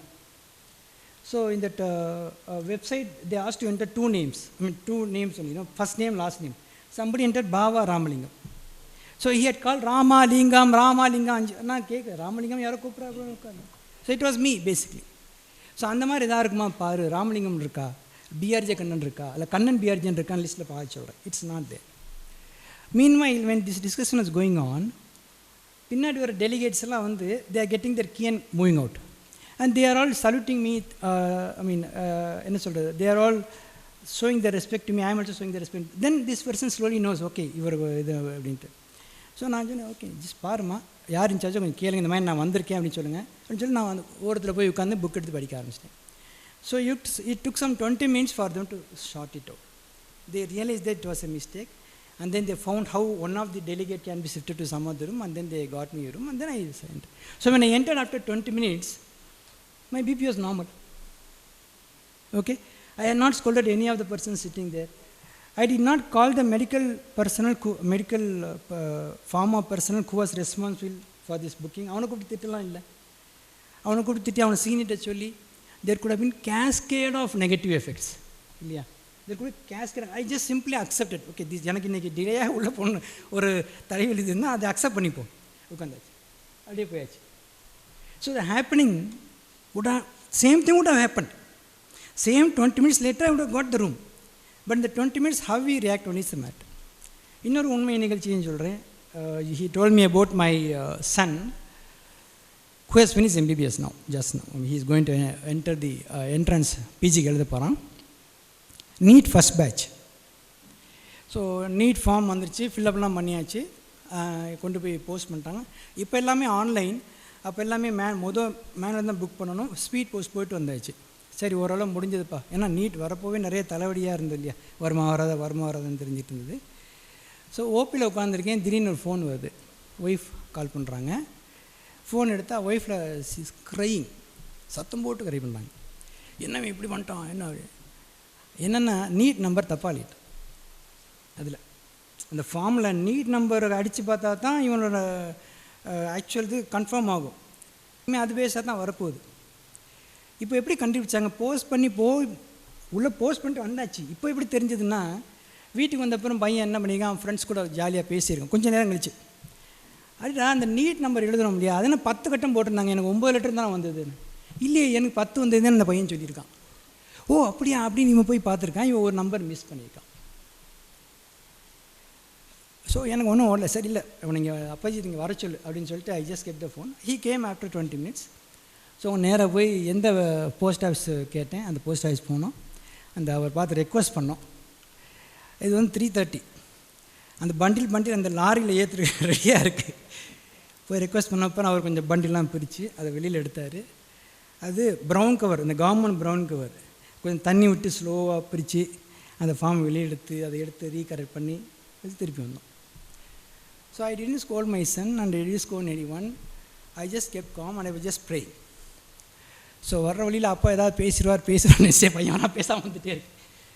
So கேட்டேன், என்னப்பா அப்படிங்க. இல்லை பரவாயில்ல, மை மிஸ்டேக் ஆல்சோ தேர். நான் தான் உன் ஹோல் ஃபார்ம் வெரிஃபை பண்ணேன், இதை பண்ணலையே நான். சரி, so it is my mistake also. சரி, ஒருவேளை அந்த வேன் போயிருந்தா என்ன பண்ணேன்னு நான் ஃப்ரெண்ட்ஸை கேட்டேன். இது நாளைக்கு இந்த பண்டில் எங்கே போய் ரீச் ஆகுதுன்னு கன்ஃபார்ம் பண்ணிட்டேன். இன்றைக்கி நைட்டே நம்ம கிளம்பி போகிறதா முடிவு பண்ணிட்டேன். ஒருவேளை இந்த பஸ் இந்த இது போயிருந்ததுன்னா that was my plan B. But luckily plan ஏலேயே செட்டில் ஆகிடுச்சு. ஸோ இது வந்து நமக்கு பாடமாக இருக்கட்டும், we should be more careful. நான் அதோட முடிச்சாச்சு. ஸோ இது வந்து ஜஸ்ட் எக்ஸாம்பிள். எனக்கு வந்து அந்த நேரத்தில் தோண வச்ச கடவுளுக்கு நன்றி. அந்த whole 3.5 hours and subsequent whole day could have been a kind of you know ஒரு intense bad feeling for my ஒய்ஃபாக இருக்கலாம், என்னோடய டிரைவராக இருக்கலாம், எனக்கு சுற்றி இருக்கிற ஸ்டாஃபாக இருக்கலாம், யார்கிட்ட வேணால் எவ்வளோ. ஸோ பேசிக்கலி அந்த நடந்த ஈவெண்ட்டில் ஏதாவது நான் மாற்றிருக்கேன், நான் மாற்றவே இல்லை. அது அப்படி தான் நடந்திருக்கும். நம்மளோட ரியாக்ஷன் தான் மாறி. பைக்கில் போகிறச்சே சாயின்னு அதை கவர் பண்ணி திட்டுறது என்ன யூஸ், போட்டோம் அவ்வளோதான். அவன் போயிட்டான். அப்புறம் அவனை இங்கேருந்து திட்டாலும் நமக்கு தான் பிபி கூடும். சரி எங்கேயாவது ஆக்சிடென்ட் ஆகும் போய் சேர்ப்பான்னு சொல்லிக்க நம்ம அப்படியே ஓடிட்டே இருக்க வேண்டியதான். ஸோ ஸ்ட்ரெஸ்ஸோட மெயின் டெஃபினேஷன் இதுதான். இப்போ உதாரணத்துக்கு வந்து ஜஸ்ட் சார் வந்து இன்றைக்கி ஒரு கேஸ் எடுக்க வேண்டியிருக்கு, முக்கியமான கேஸ், வெயிட் பண்ணிட்டே இருக்காங்க. இன்றைக்கி எடுக்க முடியல ஒரு ஆள் அப்படின்னா, ஐயோ குய்யோ முய்யன்னு நினச்சிக்கல என்ன இருக்குது சார், ஓகே இன்றைக்கி எடுக்க முடியல, அவ்வளோதான் முடிஞ்சது, இன்னும் அடுத்த டேட் கொடுக்குற வரை பொறுமை ஏற்போம்னா அந்த ஆக்ஷன் பாடியை தாக்காது. திஸ் கேன் பி அப்ளைட் எனிவேருங்க. This can be, you please try to apply today onwards, you will find it it's very useful. It's very very useful. How to அவாய்ட் ஸ்ட்ரெஸ்னா very good, very simple thing. How you respond to the situation is the avoidance of stress. The situation is same, it's not going to change. இப்போ ஆயிரம் sir சொல்கிறார், என்னை பார்க்க வந்து வெளியில் உட்காந்துருக்காரு, வந்து உட்காந்துருக்க 9 மணி வந்துட்டார். நான் வரேன், உள்ளே போகிறேன், வெளியில் போகிறேன், மறுபடியும் போகிறேன், கேஸில் போகிறேன், மறுபடியும் வரேன், எக்கோ வரேன். அவர் கண்டுக்கவே இல்லை, என்ன வரோம் என்ன போகிறேன். அவர் அப்படி நினச்சிட்டே இருந்தார்னா அந்த 1.5 to 2 hours அப்புறம் அவர் கூப்பிட்ற வரைக்கும் ஸ்ட்ரெஸ் தான்.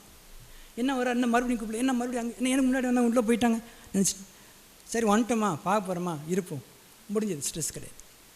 சேம் ஆக்ஷன் தானே.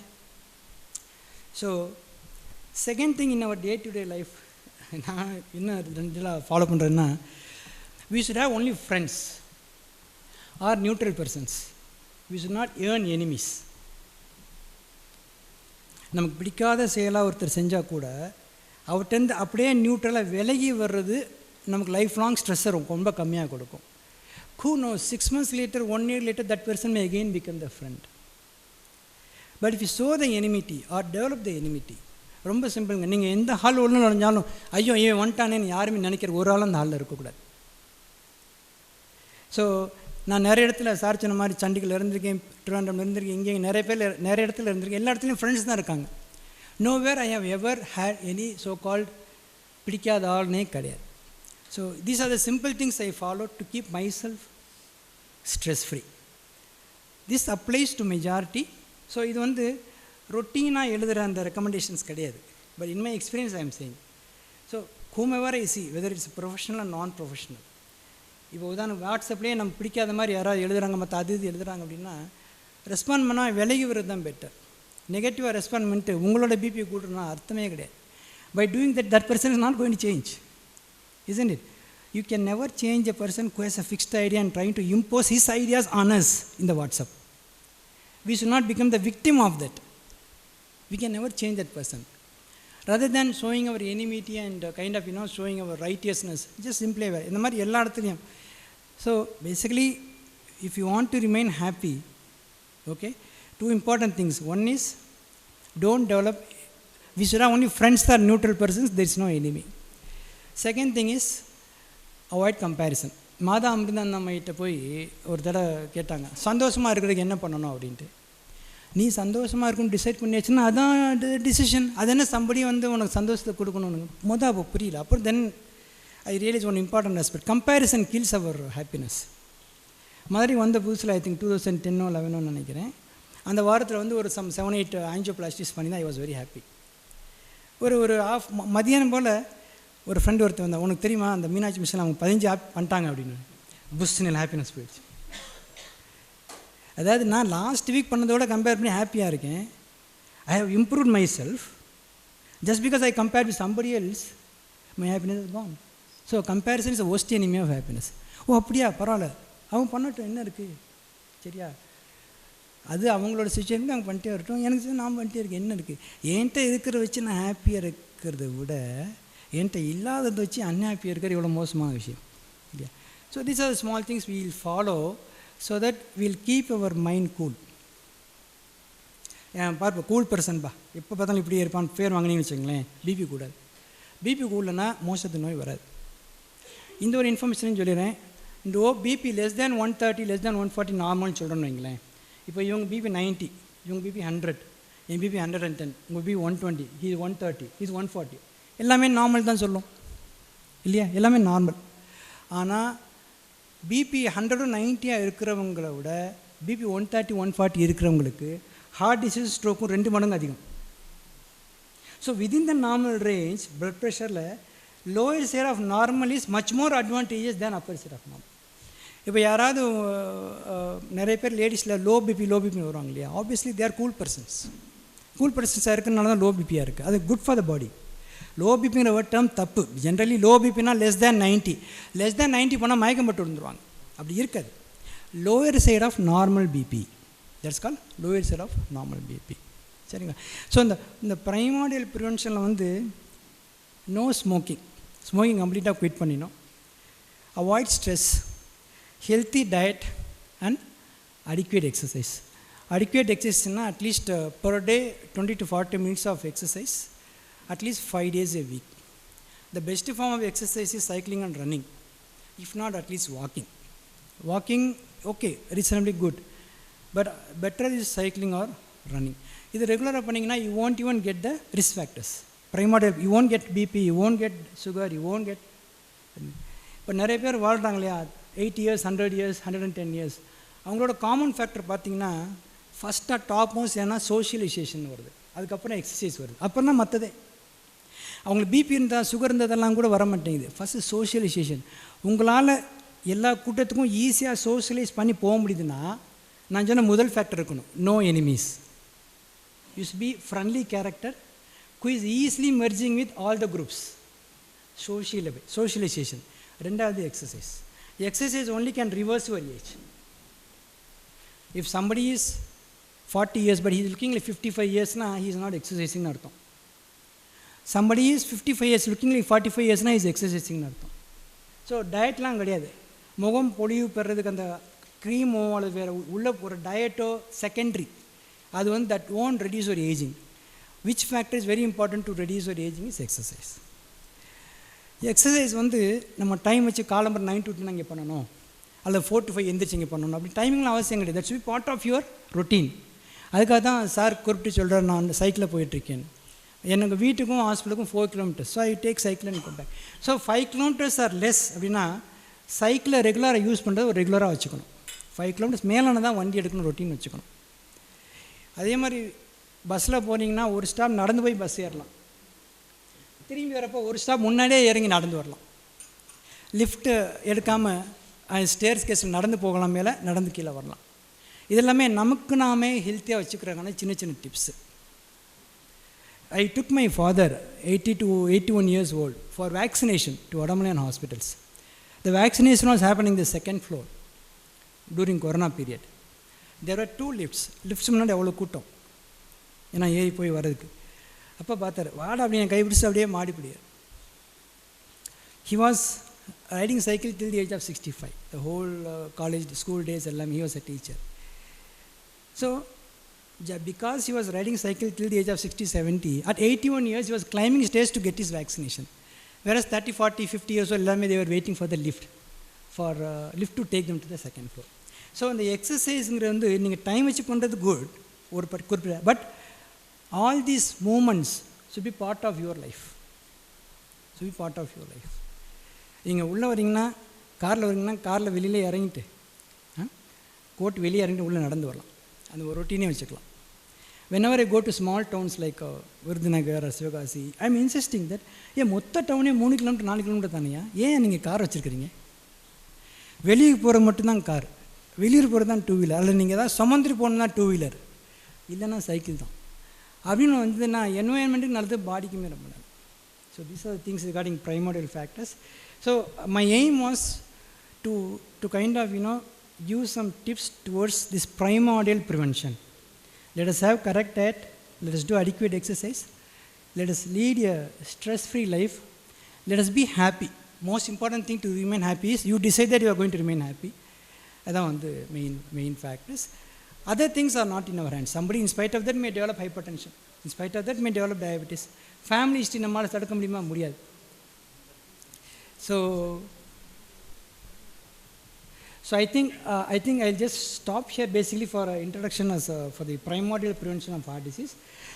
Probably whatever you expected, part of it was there probably. So thank you very much. So we can go for whatever the questions. Good evening, sir.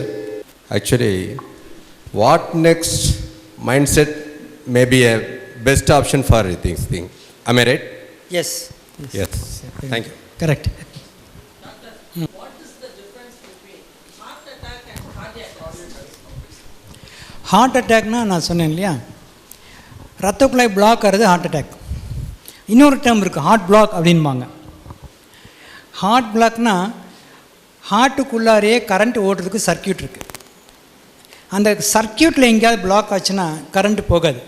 Current போகலாம், heart beat பண்ணுற numbers குறைஞ்சிரும். நார்மலாக heart beat வந்து ஒரு 60, 70, 80 தடவை அடிக்கணும் இல்லையா, அது because current starts at one point and spreads all over the heart.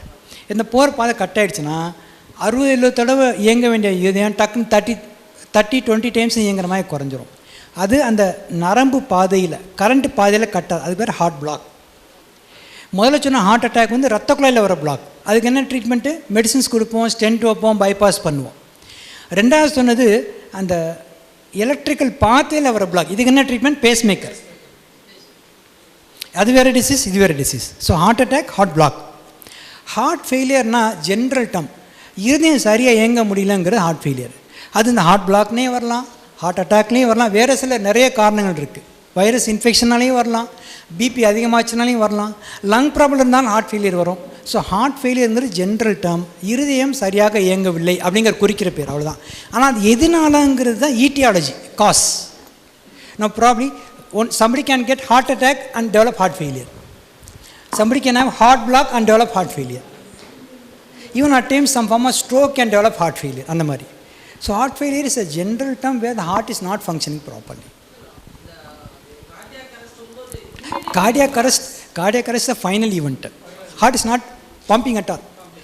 அப்படியே சும்மா நிற்கிற, அவ்வளோதான் cardiac arrest.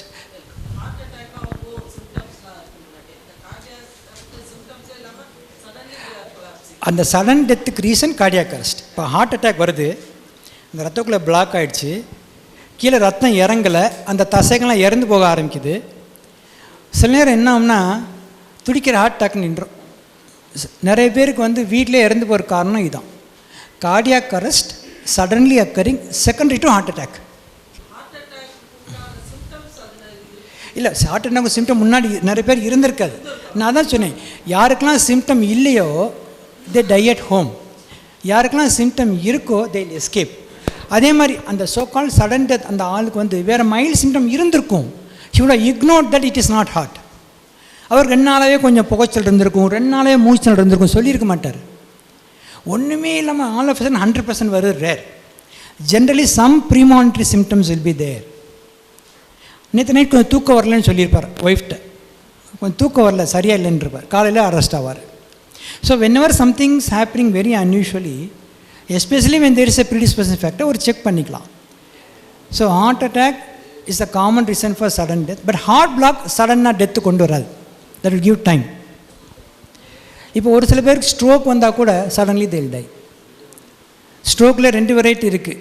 ஒன்று வந்து ரத்த குழாயில் போய் கிளாட் போய் பிளாக் ஆகி ஸ்ட்ரோக் வர்றது, இன்னொன்று ரத்தக்கட்டியே வெடித்து போய் ஸ்ட்ரோக் வர்றது.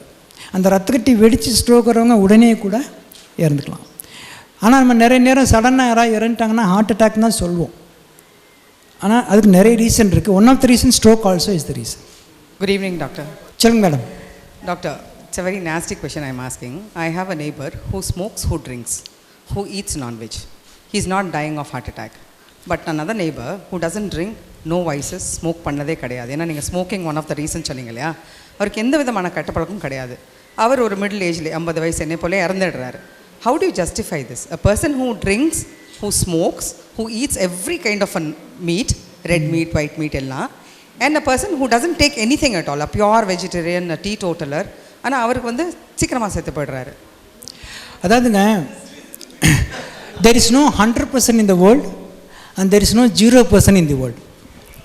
There is no 100% in the world, there is no 0% in the world. What you are seeing is the exception. Your neighbour what you are seeing is the exception. அவர் மாதிரியே smoke பண்ணுற, அவர் மாதிரியே drink பண்ணுற, அவர் மாதிரியே கண்ணாபின்னு சாப்பிட்ற பேர் 1000 பேர் வழியில் இறந்துருப்பாங்க, உங்கள் கண்ணுக்கு தெரியாது. அவன் இறக்குறவன் பார், நான் நிறைய ட்ரிங்க் பண்ணேன் இறந்துட்டுருக்கேன், நான் ஸ்மோக் பண்ணுறேன்னு சொல்கிறது கிடையாது. யார் எஸ்கேப் ஆகிறானோ அவங்க கண்ணுக்கு படுறாங்க. இவர் மாதிரியே வேறு பிரச்சனையே இல்லாமல் நல்லா வாழ்ந்துட்டு இருப்பாங்க 1000 பேர், அவங்க கண்ணுக்கு பட மாட்டாங்க. ஆனால் பை சான்ஸாக ஒன்றுமே இல்லாமல் இறந்து போகிறவங்க நம்ம கண்ணுக்கு போடுவாங்க. First and foremost, trying to come to a wrong decision based on such example is wrong. சிம்பிளாக ஸ்மோக்கிங்கே சொல்லுவேன். ஒரு 70 வயசுக்காரர் ஸ்மோக் பண்ணிட்டு இருப்பார்.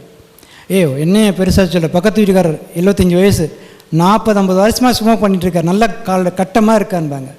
அவர் கூடயே ஸ்மோக் பண்ணிகிட்டு இருந்த நிறைய பேர் வழியில் வருஷம் 50 பேர் இறந்துருப்பாங்க இல்லையா?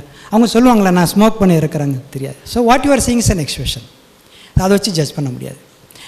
ஆக இப்போ நான் சொன்னது conventional risk factors, hyper tension, diabetes, smoking, conventional risk. Unconventional risk factors நிறைய இருக்குது, இன்க்ளூடிங் ஸ்ட்ரெஸ். அதில் ஏதாவது ஒன்று அந்த பர்டிகுலர் நபருக்கு இருந்திருக்கலாம். நம்ம எல்லாத்தையும் லீஸ்ட் போட்டு எல்லாத்தையும் தடுக்க முடியுமா? முடியாது. ஆனால் எதெல்லாம் லீஸ்ட் போட்டு தடுக்க முடியுமோ தடுக்கணும். புரிஞ்சுங்களா? ஸோ அதனால் அவருக்கு பிபி இருந்தாலும் நல்லா தான் இருக்கார், சுகர் இருந்தாலும் நல்லா இருக்கார், நல்லா நான்வெஜ் சாப்பிட்ற நீ சாப்பிட்டுக்கோன்னு அட்வைஸாக சொல்ல முடியாது. ஏன்னா பெரும்பாலான நபர்கள் ஹை பிபி இருக்கிறவங்களுக்கு பிரச்சனை வரும், பெரும்பாலான நபர்கள் சுகர் இருக்கிறவங்களுக்கு பிரச்சனை வரும், பெரும்பாலான நபர்கள் ஹை கொலஸ்ட்ராலுக்கு பிரச்சனை வரும். ஆனால் அதில் ஒரு சில பேருக்கு ஹை பிபி இருந்தாலும் பிரச்சனை வரமாட்டேங்குது, ஹை சுகர் இருந்தாலும் பிரச்சனை வர மாட்டேங்குது. அதெல்லாம் naturally selected group of people.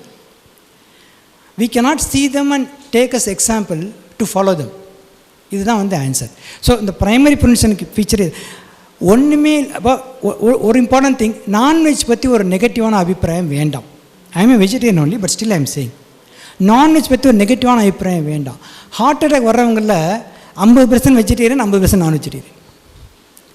No difference. The difference is how much you eat is what is important, not what you eat.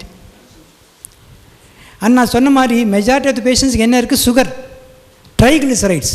அந்த சுகரும் ட்ரைக்ளிசரைட் எதுலேருந்து வருது? அரிசி கோதுமை தான். ஸோ அரிசி கோதுமை 2 பேரும் காமனாக சாப்பிட்றாங்க. அதனால தான் ஹார்ட் அட்டாக் காமனாக வருதே ஒழிய ஓரத்தில் உட்காந்துருக்க அந்த நான்வெஜ்னால கிடையாது. ஸோ நான் ஸ்மோக்கே பண்ணுறதில்ல அப்படிங்கிற நீங்கள் பெருமையாக சொல்லலாம். நான் ட்ரிங்க்ஸே தொடமாட்டேன் அப்படிங்கிற பெருமையாக சொல்லலாம். நான் நான்வெஜ்ஜே சாப்பிட்றதில்லங்கிறது பெருமை ஒன்றும் இல்லை. நான்வெஜ் சாப்பிட்லங்கிறது உங்களோட அபிப்பிராயம். நான்வெஜ் சாப்பிட்ற அதில் நெகட்டிவிசம் தேவையில்லை. அதிகமாக சாப்பிட்டா எதுவுமே பிரச்சனை தானே. காலம்பர பீஃபு, மத்தியானம் சிக்கன், நைட்டு மட்டன் சாப்பிட்டா 6 பிரச்சனை வரும். சரியா? So being a non vegetarian and being a vegetarian, there is no difference in the development of disease. இதுதான் answer madam. So that particular individual, unfortunate individual who is otherwise okay would have had additional risk factors. நாங்கள் அதுக்கெல்லாம் டெஸ்ட்லாம் வச்சுருக்கோம். Most importantly family history இருக்கலாம். Second thing gene problems இருக்குது. Third thing stress. வெளியே கூடி ஸ்ட்ரெஸ்ஸை நம்ம ஜட்ஜ் பண்ண முடியாது. வெளியே ஒருத்தர் சில பேர் அமைதியாக இருக்கமா இருக்கான உள்ளே நிறைய பொங்கிட்டே இருப்பாங்க. ஸோ அதுக்காக தான் அந்த ஸ்ட்ரெஸ் ரிலேட்டட் மேனேஜ்மெண்ட், மெடிடேஷன்லாம் பேசுகிறேன். Meditation, yogas because of that one. இப்போ நீங்கள் சொன்னீங்க ஸ்மோக்கிங் இதெல்லாம் ஒரு பெரிய அவங்கவுங்களோட பாடி. இதை பற்றி recently I suffered an attack. Doctor கேட்ட முதல் கேள்வியே ஸ்மோக்கிங் பண்ணிகிட்டு இருக்கீங்களா, ஸ்மோக்கிங் பண்ணிங்களா, இல்லை ட்ரிங்க்ஸ் சாப்பிட்டுட்டு இருந்தீங்களா? இல்லை அப்படின்னு சொன்னால் they are not ready to believe. Each and every stage they were asking me, from a technician to doctor, they were asking the same question. Yes. Basically, these are the conventional risk factors we are asking, whether you are having it or not. It's not a must that you should be there. Conventional risk factors இருக்கான்னு கேட்போம். அதுக்காக தான் it's a routine. அவங்க இந்த கேஸில் fill up பண்ணணும், tick பண்ணணும். அதுக்காக தான் கேட்குறாங்க. Not that they expect that you should have been smoking and telling a lie. நீங்கள் போய் சொல்கிறீங்களாம் கிடையாது. ஸ்மோக்கிங் பற்றி ஒரு சின்ன விஷயம், யாராவது ஸ்மோக்கிங் விடுன்னு தோணுச்சுன்னா இன்றைக்கே போய் விட்டுருங்க. படிப்படியாக ஸ்மோக்கிங் விடுறேன் அப்படின்னு சொல்கிறவங்க விட்டதா சரித்திரமே கிடையாது, பூகோளமும் கிடையாது. படிப்படியாக ஸ்மோக்கிங் விட முடியாது. அது நான் விட மாட்டேன்னு சொல்கிறதுக்கான ஒரு எஸ்கேப் மெக்கானிசம். ஸ்மோக்கிங் சடனாக விடலாம், அதுதான் கரெக்ட் மெத்தட். அதனால் ஒன்றும் டேஞ்சர் கிடையாது. சடனாக விட்டால் பிரச்சனை வரும் யாராவது சொன்னாங்கன்னா தவறு. ட்ரிங்க்ஸ் அப்படி கிடையாது. ட்ரிங்க்ஸ் சடனாக விட முடியாது. ட்ரிங்க்ஸில் மூழ்கி போய் ஆல்கஹாலிக்காக இருக்கிறவங்க, டெய்லி குடிச்சு பழகினவங்க சடனாக முடியாது. அவங்களுக்கு கிராஜுவலாக விடும். அதுக்கு ஒரு ரீசன் இருக்குது, கெமிக்கல் ரீசன் இருக்குது. பட் ஸ்மோக்கிங் சடனாக விட்டுலாம், ஒன்றும் வராது. இப்போது ஸ்மோக்கிங் படிப்படியாக தான் விடணுங்கிற உண்மையாக இருந்தால் ஒருத்தர் டெய்லி ஒரு 20 சிகரெட் ஸ்மோக் பண்ணிட்டு இருந்தார். இப்போ ஹார்ட் அட்டாக் வந்து அட்மிட் ஆகிட்டார். நான் என்ன பண்ணணும், இன்றைக்கி ஐஸில் வச்சு ஒரு 15 சிகரெட் கொடுக்கணும். அடுத்த நாள் ரூமில் இருக்கப்போ இந்த 12 சிகரெட் 10 சிகரெட் கொடுக்கணும். திடீர்னு நிப்பாட்டக்கூடாது, என்ன ஸ்மோக் பண்ணியாடு பண்ணுறோமா? இல்லை. So no smoking from the day of admission.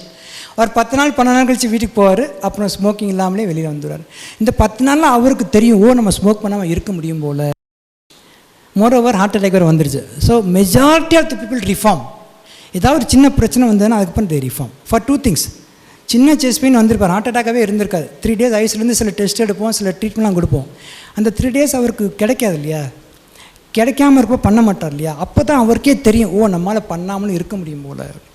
So smoking related one important information which you can follow and tell to your friends that just if கையில் 2 விரல் இடையில விரலை விரிச்சா போதும், இன்றைக்கே பண்ணிடுங்க, முடிஞ்சது. இப்போ இல்லை 6 to 8 hours. 6 to 8 hours கம்மியாக இருந்தால் ஹோல் பாடியும் பாதிக்கும். 6 to 8 hours என்ஜைம்ஸ்லாம் கொஞ்சம் மாறுபடும், லிவர் டிஸ்ஃபங்க்ஷன் வரும், ஹார்ட் ரேட் கூடும், எல்லாமே வரும். So 6 to 8 hours we recommend. இல்லை இப்போது ஹார்ட் அட்டாக் போயாச்சு, ஆன்ஜியோ பார்த்த உடனே இமீடியட்டாக பண்ணணும் அப்படின்னு ஒரு இது இப்போ ஒரு லார்ஜராக இப்போ எங்கே போனாலுமே ஒரு இது இருக்கிற மாதிரி ஒரு ட்ரெண்ட் இருக்குது. How do we decide whether it needs angioplasty or not? Sir, one thing வந்து நல்ல டாக்டராக பார்க்கணும். பிரச்சனை இருக்குது, நம்ம ட்ரஸ்ட் பண்ணுறோம் இல்லையா, we should have full trust on the doctor. So select a doctor to whom you can trust. You cannot decide there. அது நான் சயின்டிஃபிக்காக எக்ஸ்பிளைன் பண்ணால் நிறைய சொல்லலாம். But this is one good thing you can two. You can ask your neighbour, your friend, your colleague, sir எங்கடா போகலாம், அந்த அவர்கிட்ட போனப்பறம் என்ன சொன்னாலும் கேட்டுக்கோ, முடிஞ்சது. You don't have any way to judge him at that point. உங்களுக்கு எக்ஸ்ப்ளனேஷன் கொடுக்குறா சொல்கிறேன். நான் சொன்ன மாதிரி ரத்த குழாயில் பிளாக் இருக்குதுன்னு சொன்னேன் இல்லை சார், அந்த பிளாக்கில் கொலஸ்ட்ரால் படிஞ்சிருக்கும், பிளட் கிளாட்டும் இருக்கும். கொலஸ்ட்ராலை டிசால்வ் பண்ணுறதுக்கு மெடிசன் கிடையாது, பிளட் கிளாட் டிசால்வ் பண்ணுறதுக்கு மெடிசன்ஸ் இருக்குது. அந்த மெடிசன் இன்ஜெக்ஷன் போட்டோம்னா 100ல் 70 பேருக்கு ஒர்க் ஆகும், 30 பேருக்கு ஒர்க் ஆகாது. சரியா? ஆனால் அந்த இன்ஜெக்ஷன் போடுறது ஈஸி. அந்த இன்ஜெக்ஷன் சில இன்ஜெக்ஷன் 5000 ரூபா இருக்குது, சில இன்ஜெக்ஷன் 8000 இருக்குது, சில இன்ஜெக்ஷன் 40,000 ரூபா இருக்குது. ஆனால் அவர் கூட்டிகிட்டு போய் ஆன்ஜியோபிளாஸ்டி பண்ணுறோன்னு வச்சுங்களேன், more than 95% chance that I will be able to open and put a stent இல்லையா. So success rate is more for angioplasty. அதனால அந்த ஆப்ஷன் கொடுத்து பார்ப்பாங்க. ஆனால் நிறைய பேருக்கு வந்து அந்த ஆப்ஷன் எடுக்கிறது கஷ்டமாக இருக்கும். என்னென்ன செஸ்ட் பெயின் வந்தோம் 50,000 பணம் கட்ட சொல்கிறாங்க, உடனே ஸ்டென்ட் வைக்கணுன்றாங்க. Decision making is not that easy. But he should decide fast. முடிஞ்சால் பண்ணுங்கள். உடனே உங்களோட ரெஃபரிங் டாக்டரை ஃபோன் பண்ணி கேட்டுக்கிடுங்க, உங்கள் சொந்தக்காரங்க ஃபோன் பண்ணி கேட்டுக்கிடுங்க. பண்ண முடிஞ்சால் பண்ணுங்கள், பண்ண முடிஞ்சால் அதுதான் பெஸ்ட் ட்ரீட்மெண்ட். அதாவது ஹார்ட் அட்டாக்ல ஒருத்தர் போகிறச்ச இல்லை பண்ண முடியாத பட்சத்தில் நாங்கள் வந்து இன்ஜெக்ஷன் போடுவோம், 2 hours பார்ப்போம், ஈஸியில் வேரியேஷன் குறைதான்னு பார்ப்போம், பெயின் குறைதான்னு பார்ப்போம். குறையில்னு வச்சுங்களேன், வேறு வழி இல்லைங்க, ஆன்ஜியோகிராம் பண்ணித்தாலும் கூட்டிட்டு போவோம். இப்போ இந்த 2 hours லாஸ்ட் இல்லையா, இந்த 2 ஹவர்ஸில் muscle damage would have progressed. If medicine கொடுத்து அந்த பிளட் கிளாட் டிசால்வ் ஆகிடுச்சுன்னா இசிஜி இம்ப்ரூவ் ஆகிடும், அவரும் இம்ப்ரூவ் ஆகிடுவார். So he escapes. If is இந்த 1 in 70, இஃப் ஈஸ் 1 in 30 அது வராது. இதுதான் டிஃபரன்ஸு. கொஞ்சம் புரியலன்னா பரவாயில்ல. But most important thing what I said is you should choose the right doctor and trust him so that everything goes well. மைண்டுக்கும் பாடிக்கும் ரொம்ப கனெக்ஷன் இருக்குங்க. ஈவன் இஃப் நீங்கள் நம்பி எல்லா ட்ரீட்மெண்ட் ஏற்றுக்கிட்டிங்கன்னா நல்லது தான் நடக்கும், சைடு எஃபெக்டே வராது. The same doctor when he treats 2 patients outcome is different. Basically how the patients take it up பொறுத்து தான் இருக்குது. மைண்டுக்கும் பாடிக்கும் ரொம்ப கனெக்ஷன் இருக்குது. This is regarding the food. இப்போ ஃபுட் ரிலேட்டட் சைடு எஃபெக்ட் சொல்கிறோம் இல்லையா, உருளைக்கிழங்கு சாப்பிட்டா வயிற்று வலி வரும், இங்கே கேஸ் வரும், வாழைக்காய் சாப்பிட்டா கேஸ் வரும், பழங்கள் சாப்பிட்டா சளி பிடிக்கும், எல்லாமே மென்டல் ரிலேஷன் தான், ஆக்சுவல் டயட்டுக்கு ரிலேஷன் கிடையாது. எதுக்காக மைண்டுக்கும் பாடிக்கும் க்ளோஸ் கனெக்ஷன் இருக்குங்கிற எக்ஸாம்பிள் சொல்கிறேன். இப்போ ஒருத்தருக்கு எப்போ உருளைக்கிழங்கு சாப்பிட்டாலுமே வந்து கேஸ் வரும், உடம்புலாம் வலிக்கும் அப்படின்றான்னு வச்சுங்களேன். நீங்கள் நாளைக்கு உருளைக்கிழங்குனே தெரியாமல் சமைச்சு வெறுத கொடுங்களேன், சாப்பிட்டு நல்லா தான் இருப்பார். ஒரு 4 நாள் கழிச்சு சொல்லுங்கள், நான் செவ்வாய்க்கிழமை கொடுத்தேன்ல அதில் உருளைக்கிழங்கு இருக்குன்னு, அன்றைக்கி அவர் வயிற்று வலி வரும், உடம்பு வலி வரும். அவர் உண்மையிலே வரும் sir. Not that he is acting, உண்மையிலே வரும். ஏன்னா அந்த மைண்ட் பாடி கனெக்ஷன். ஐயோ அன்றைக்கி சாப்பிட்டோமே என்ன தெரியுமா அப்படி. இப்போ இதே ஆளை ஜெயிலில் கொண்டு போய் போட்டுரும். ஜெயிலில் போட்டாங்க. அவர் காலையில் உருளைக்கிழங்கு கொடுக்குறான்னு வச்சுங்க, உருளைக்கிழங்கு சம் டயட் சாப்பிட்டு நல்லா தான் இருப்பார், சைடு எஃபெக்டே வராது. அப்போ ஏன்னா இப்போ மூளை சொல்லும் இதாவது சாப்பிட்டுக்கோ, இதில் ஒன்றும் கிடையாது. மூளை அக்செப்ட் பண்ணியாச்சா, பாடி அக்செப்ட் பண்ணிடும். So all these diet related side effects also mentally created. அந்த ஆக்சுவல் ரிலேஷன் ரொம்ப கொஞ்சம் பேருங்க, ரொம்ப ரொம்ப கொஞ்சம் பேருக்கு. அதாவது ரொம்ப கொஞ்சம் பேருக்கு ஒரு சில ஃப்ரூட்ஸ் சாப்பிட்டா சளி பிடிக்கும், ரொம்ப கொஞ்சம் பேருக்கு தக்காளி சாப்பிட்டா அரிக்கும், ரொம்ப கொஞ்சம் பேருக்கு வாழைக்காய் சாப்பிட்டா பிரச்சனை வரும், ரொம்ப கொஞ்சம். ஆனால் நம்ம அது ஒரு ரொட்டீனாகவே சொல்லி சொல்லி சொல்லி பரம்பரை அந்த பொய்யை பரப்பி எல்லோரும் உண்மையாக நம்புறனால அது உண்மையினே சொல்லிகிட்ருக்கோம். சரிங்களா? ஸோ சேம் திங், 2 பேர் இருப்பாங்க, அதே நோய் அதே டேப்லெட்ஸ் கொடுத்துருப்பேன். இவர் என்னத்த டாக்டர் கொடுத்துருக்கேன், இது என்ன காஸ்ட்லியாக இருக்குது, எனக்கு எழுதுறப்போ ஃபோன் வேறு இருந்தது, கரெக்டாக எழுதிக்காரா இல்லையான்னு தெரியாது. அது பேசிகிட்டே அவர் சாப்பிட்டார்னா நோய் குணமாகாது. 1 மந்த்க்கு அப்புறம் அதே பிபி அப்படியே இருக்கும். இன்னொருத்தர் இதே மாத்திரை சாப்பிட்டு நிம்மதியாக போயிட்டு வந்திருப்பார், பிபி நல்லா குறைஞ்சிருக்கும். அதே நோய் அதே tablets. So there's a strong connection between body and the mind. So அதனால் இவர் மைண்ட் யுவர் ஹார்ட்னு எழுதியிருக்கார் இல்லையா, ரொம்பவே கனெக்ஷன் இருக்குது. மைண்டுக்கும் ஹார்ட்டுக்கும் இந்த எல்லா ஆங்கிலையும் கனெக்ஷன் இருக்குது.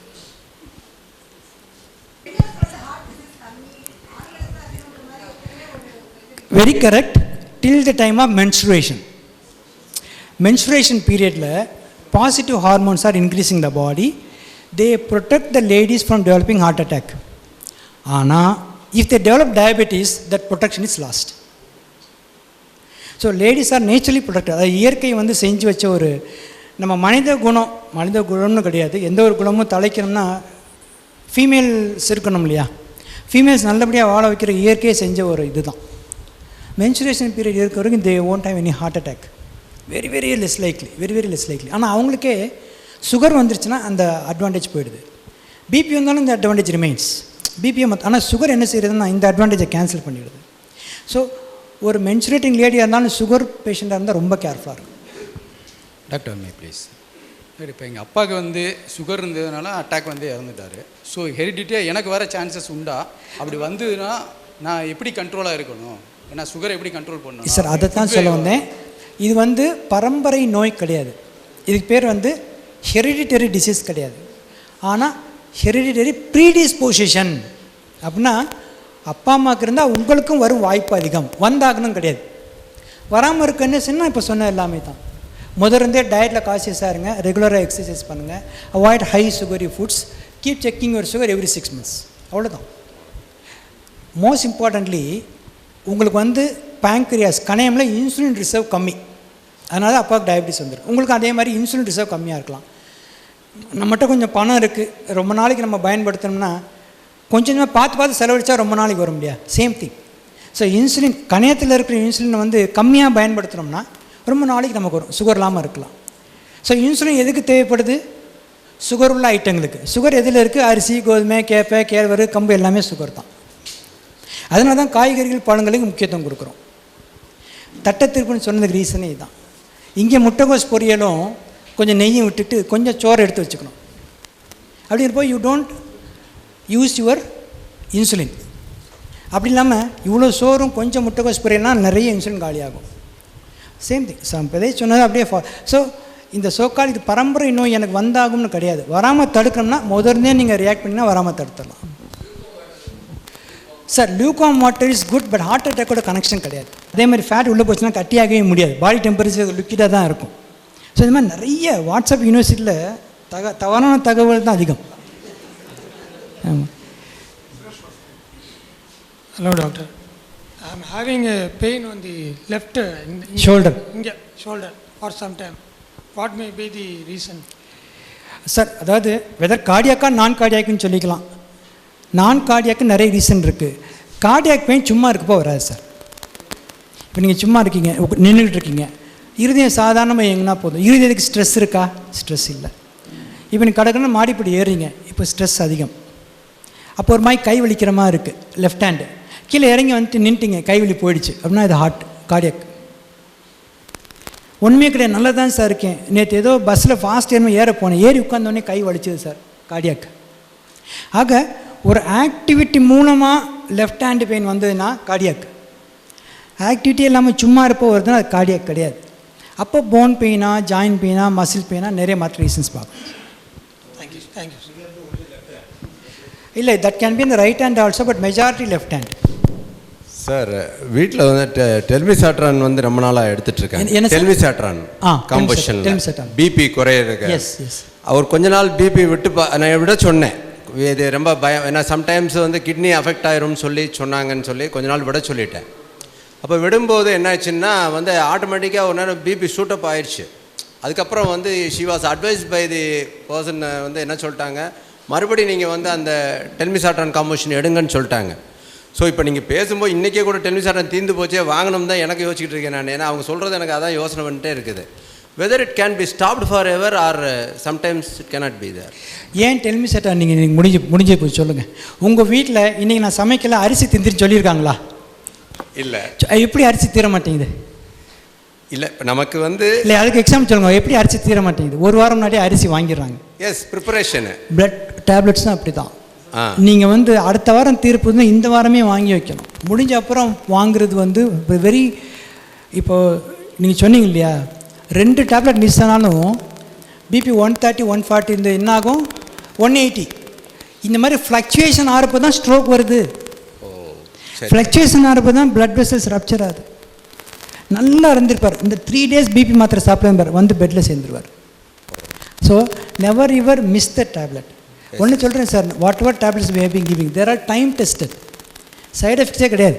Very very small side effects. நீங்கள் 40-50 வருஷம் எடுத்தாலும் ஒன்றாகாது. You can take it from me. இப்போ நீங்கள் சொன்னீங்க இல்லையா மாத்திரை சாப்பிட்டா கிட்னி ப்ராப்ளம் வந்துருன்ட்டு. Yes sir. இதெல்லாம் மாற்று சக்திகள் உருவாக்கிய தவறான தகவல்கள் சார். நீங்கள் சொல்கிறது வந்து நான் வாட்ஸ்அப் அதனால் பார்க்குறது இல்லை அந்த மாதிரி விஷயங்கள்ல. ஹெல்த் கான்செப்டை பொறுத்த வரைக்கும் I am just telling my friends, அந்த மாதிரி இதை எதுவுமே நம்பாதீங்க. உங்களுக்கு வேணும்னா டாக்டர்ஸை பாருங்கள், நேரம் தான் சொல்லுவேன் நான். இந்த டெல்மிசாட்டான்னா யூஸ் பண்ண ஆரம்பிச்சு 40 வருஷம் ஆச்சு. 40 வருஷமாக யூஸ் பண்ணிட்டு இருக்கிறாங்க.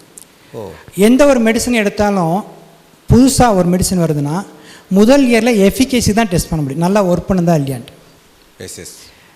2வது வருஷம் 3வது வருஷம் மைனர் சைடு எஃபெக்ட்ஸ் தெரியுதா இல்லையான்னு தெரியும். எஸ்.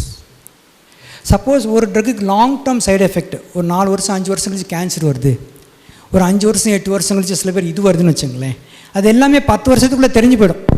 கரெக்டா? எஸ். ஆக ஒரு ட்ரக் 10 வருஷம் கழித்து நினச்சி நிற்கிதுன்னா இது எதுவுமே இல்லைன்னு அர்த்தம். Yes sir. இது எதுவுமே ஏதாவது இடையில இருந்தால் அந்த ட்ரக்கை கேன்சல் பண்ணியிருப்பாங்கள்ல. இப்போ நீங்கள் யூஸ் பண்ணுற அமுலோடிப்பு நாங்கள் டெல்மிசாட்ரான் ஆகணும், ஆஸ்பிரின் ஆகட்டும், இதாகட்டும், எல்லாமே 30-40 வருஷமாக புழக்கத்தில் இருக்கிற மெடிசின்ஸ். அது மேலே நீங்கள் சந்தேகப்பட வேண்டிய அவசியமே கிடையாது. ரெகுலராக எடுக்கணும். இந்த hypertension is a controllable disease, not a curable disease. Yes yes. Diabetes is a controllable problem. ஒரு சில பேர் க்யூர் பண்ண முடியும், அது ஒரு பெரிய topic, but predominantly controllable problem.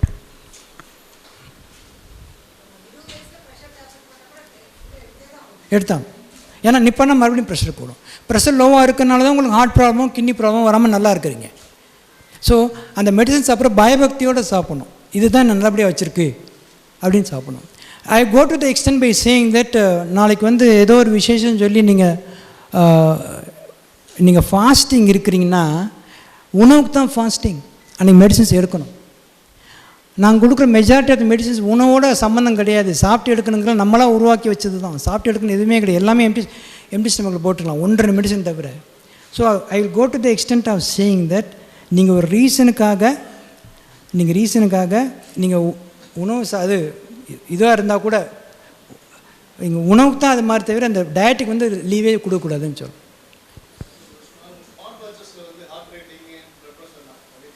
BP not reliable, heart rate reliable. பிபியில் கொஞ்சம் ரொம்ப ஃப்ளக்சுவேஷன்ஸ் வருது, ஹார்ட் ரேட் ரிலேபிள். ஸோ நீங்கள் நடக்கிறப்போ ஜாய் பண்ணுறப்போ the heart rate is reliable. நீங்கள் ஓரளவு நல்ல எக்ஸசைஸ் பண்ணுறீங்கன்னா ஹார்ட் ரேட் வந்து அட்லீஸ்ட் 150 வரணும், 140 to 150 வரணும். 140 to 150 ரீச் ஆகலைன்னா நீங்கள் எக்ஸசைஸ் இன்அடிக்குவேட்டாக பண்ணுறீங்கன்னு அர்த்தம். கனெக்ஷன் இருக்குது, கனெக்ஷன் இருக்குது. கொரட்டை விடுறப்போ ஆக்சிஜன் கம்மியாக போகும் பாடிக்கு, ஹார்ட் பாதிக்கப்படும். ஆனால் அதுதான் சொல்ல வந்தேன், எல்லா கொரட்டையும் ஹார்ட் ப்ராப்ளம் கிடையாது, எல்லா கொரட்டையும் ஹார்ட் ப்ராப்ளம் உருவாக்காது. அதில் ஒரு சில பேருக்கு இந்த ஸ்லீப் அப்னியா சிண்ட்ரோம் காஸ் பண்ணும். ஸ்லீப் அப்னியா சிண்ட்ரோம்னா கொரட்டை விடுவாங்க, திடீர்னு கொரட்டை இருக்காது, ஒரு ஃபியூ செகண்ட்ஸ், அப்புறம் மறுபடியும் கொரட்டை விடுவாங்க. அப்படி இருந்தீங்கன்னா கண்டிப்பாக இட் நீட்ஸ் ட்ரீட்மெண்ட்டு. ஜென்ஸ் தான் நிறைய தொந்தியோடு இருப்பாங்க பாருங்களேன், தொந்தியோடு இருக்கவங்க தான் கொரட்டை காமன். ஒபிசிட்டி அண்ட் கொரட்டை இஸ் கனெக்டட். அது இல்லாமலும் இருக்கும். ஒபிசிட்டியோட வர கொரட்டை கொஞ்சம் ஒபிசிட்டியை குறைச்சா சரியாயிடும். ஒபிசிட்டி இல்லாமல் வர கொரட்டைக்கு வேறு சில ட்ரீட்மெண்ட் இருக்குது. ஆனால் எந்த கொரட்டை டேஞ்சருங்கிறது இதை நீங்கள் கவனிக்கணும். அந்த கொரட்டை விடுற ஆள் சீரியஸாக ஒரே மாதிரி கொரட்டை விட்டே இருக்காருன்னா mostly he is not affected. But டீப்பாக கொரட்டை விடுறாரு, திடீர்னு கொஞ்சம் நேரம் சைலண்ட் ஆகிறாரு, அப்போ மறுபடியும் கொரட்டை விடுறாருன்னா very dangerous.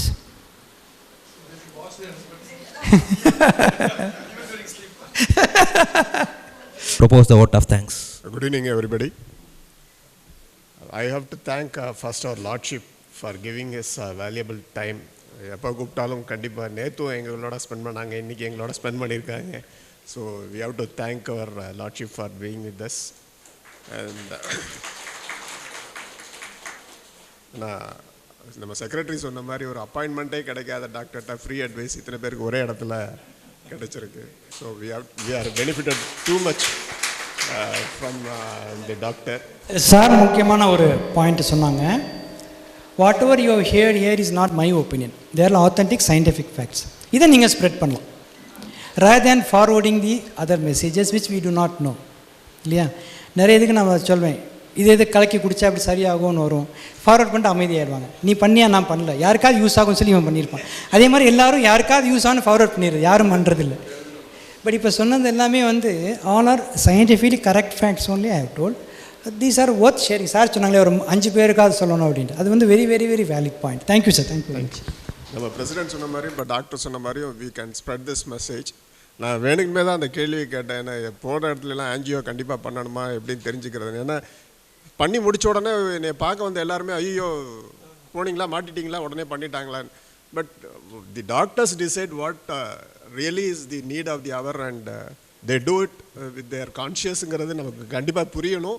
We have to accept it also. ஏன்னா நம்ம ஒரு ஸ்பெஷலிஸ்ட்டை தேடி போகிறோன்னா அவங்க மேலே நம்ம நம்பிக்கை வைக்கணும். ஸோ நிறைய பேருக்கு அதில் பெரிய டவுட் இருந்துகிட்டே இருக்குது. ஐயோ ஏன் செஞ்சீங்க, எதுக்கு செஞ்சீங்க? சிலர் ஐயோ நீங்கள் பண்ணியிருக்கவே கூடாது, நீங்கள் பைபாஸ் பண்ணியிருக்கலாம் இப்படின்னு ஏகப்பட்ட ஒப்பீனியன்ஸ் நமக்கு திரிக்கிறாங்க. நீங்கள் ஆயுர்வேதம் சாப்பிட்ருந்தீங்கன்னா அன்றைக்கே சரியாக இருக்கும்னு சொல்கிற ஆள்கள் இருக்காங்க. ஸோ இந்த மாதிரி நிறைய விஷயங்கள் இருக்குது. ப்ளீஸ் இந்த மாதிரி ஹார்ட் விஷயத்தில் ப்ளீஸ் டோன்ட் ப்ளே. ஏன்னா நான் அனுபவிச்சதுனால சொல்கிறேன். One more request from my side please take health insurance. ஏன்னா இன்றைக்கி நான் உங்கள் முன்னாடி நிற்கிறேன்னா தட் சேவ்ட் மை லைஃப். ஏன்னா இன்றைக்கி உள்ள மெடிசன் அல்லது நம்ம டாக்டர்ஸை குறை சொல்ல முடியாது. Because medicine as well as the stent everything it cost more. அவங்க அந்த காஸ்ட்டு தான் ஜாஸ்தியாக இருக்குது டாக்டர் ஃபீஸோடன்னு எனக்கு தெரிஞ்சு டிஃப்ரென்ஸ் இருக்குது. ஸோ அவங்க கையில் எதுவுமே இல்லை. ஸோ வி கேனாட் நம்ம டாக்டரை ரிக்வஸ்ட் பண்ணோம்னா டாக்டர்னா அவர் ஃபீஸை விட்டு கொடுக்கலாம். But we cannot. ஸோ அதனால் please take care of your health. அதோடு சேர்த்து இன்சூரன்ஸும் எடுத்து வச்சுக்கோங்க. It will be useful in the long run. ஏன்னா நான் ஒரு 12 வருஷமாக எடுத்துகிட்டு இருக்கேன், இன்றைக்கி வரைக்கும் யூஸ் பண்ணல. திடீர்னு when I suffered an attack, it was great help to me. வேறு ஒன்றுமே செய்யல, இன்சூரன்ஸ் கார்டை கொடுத்துட்டு I just went inside the hospital. I had the treatment and came out.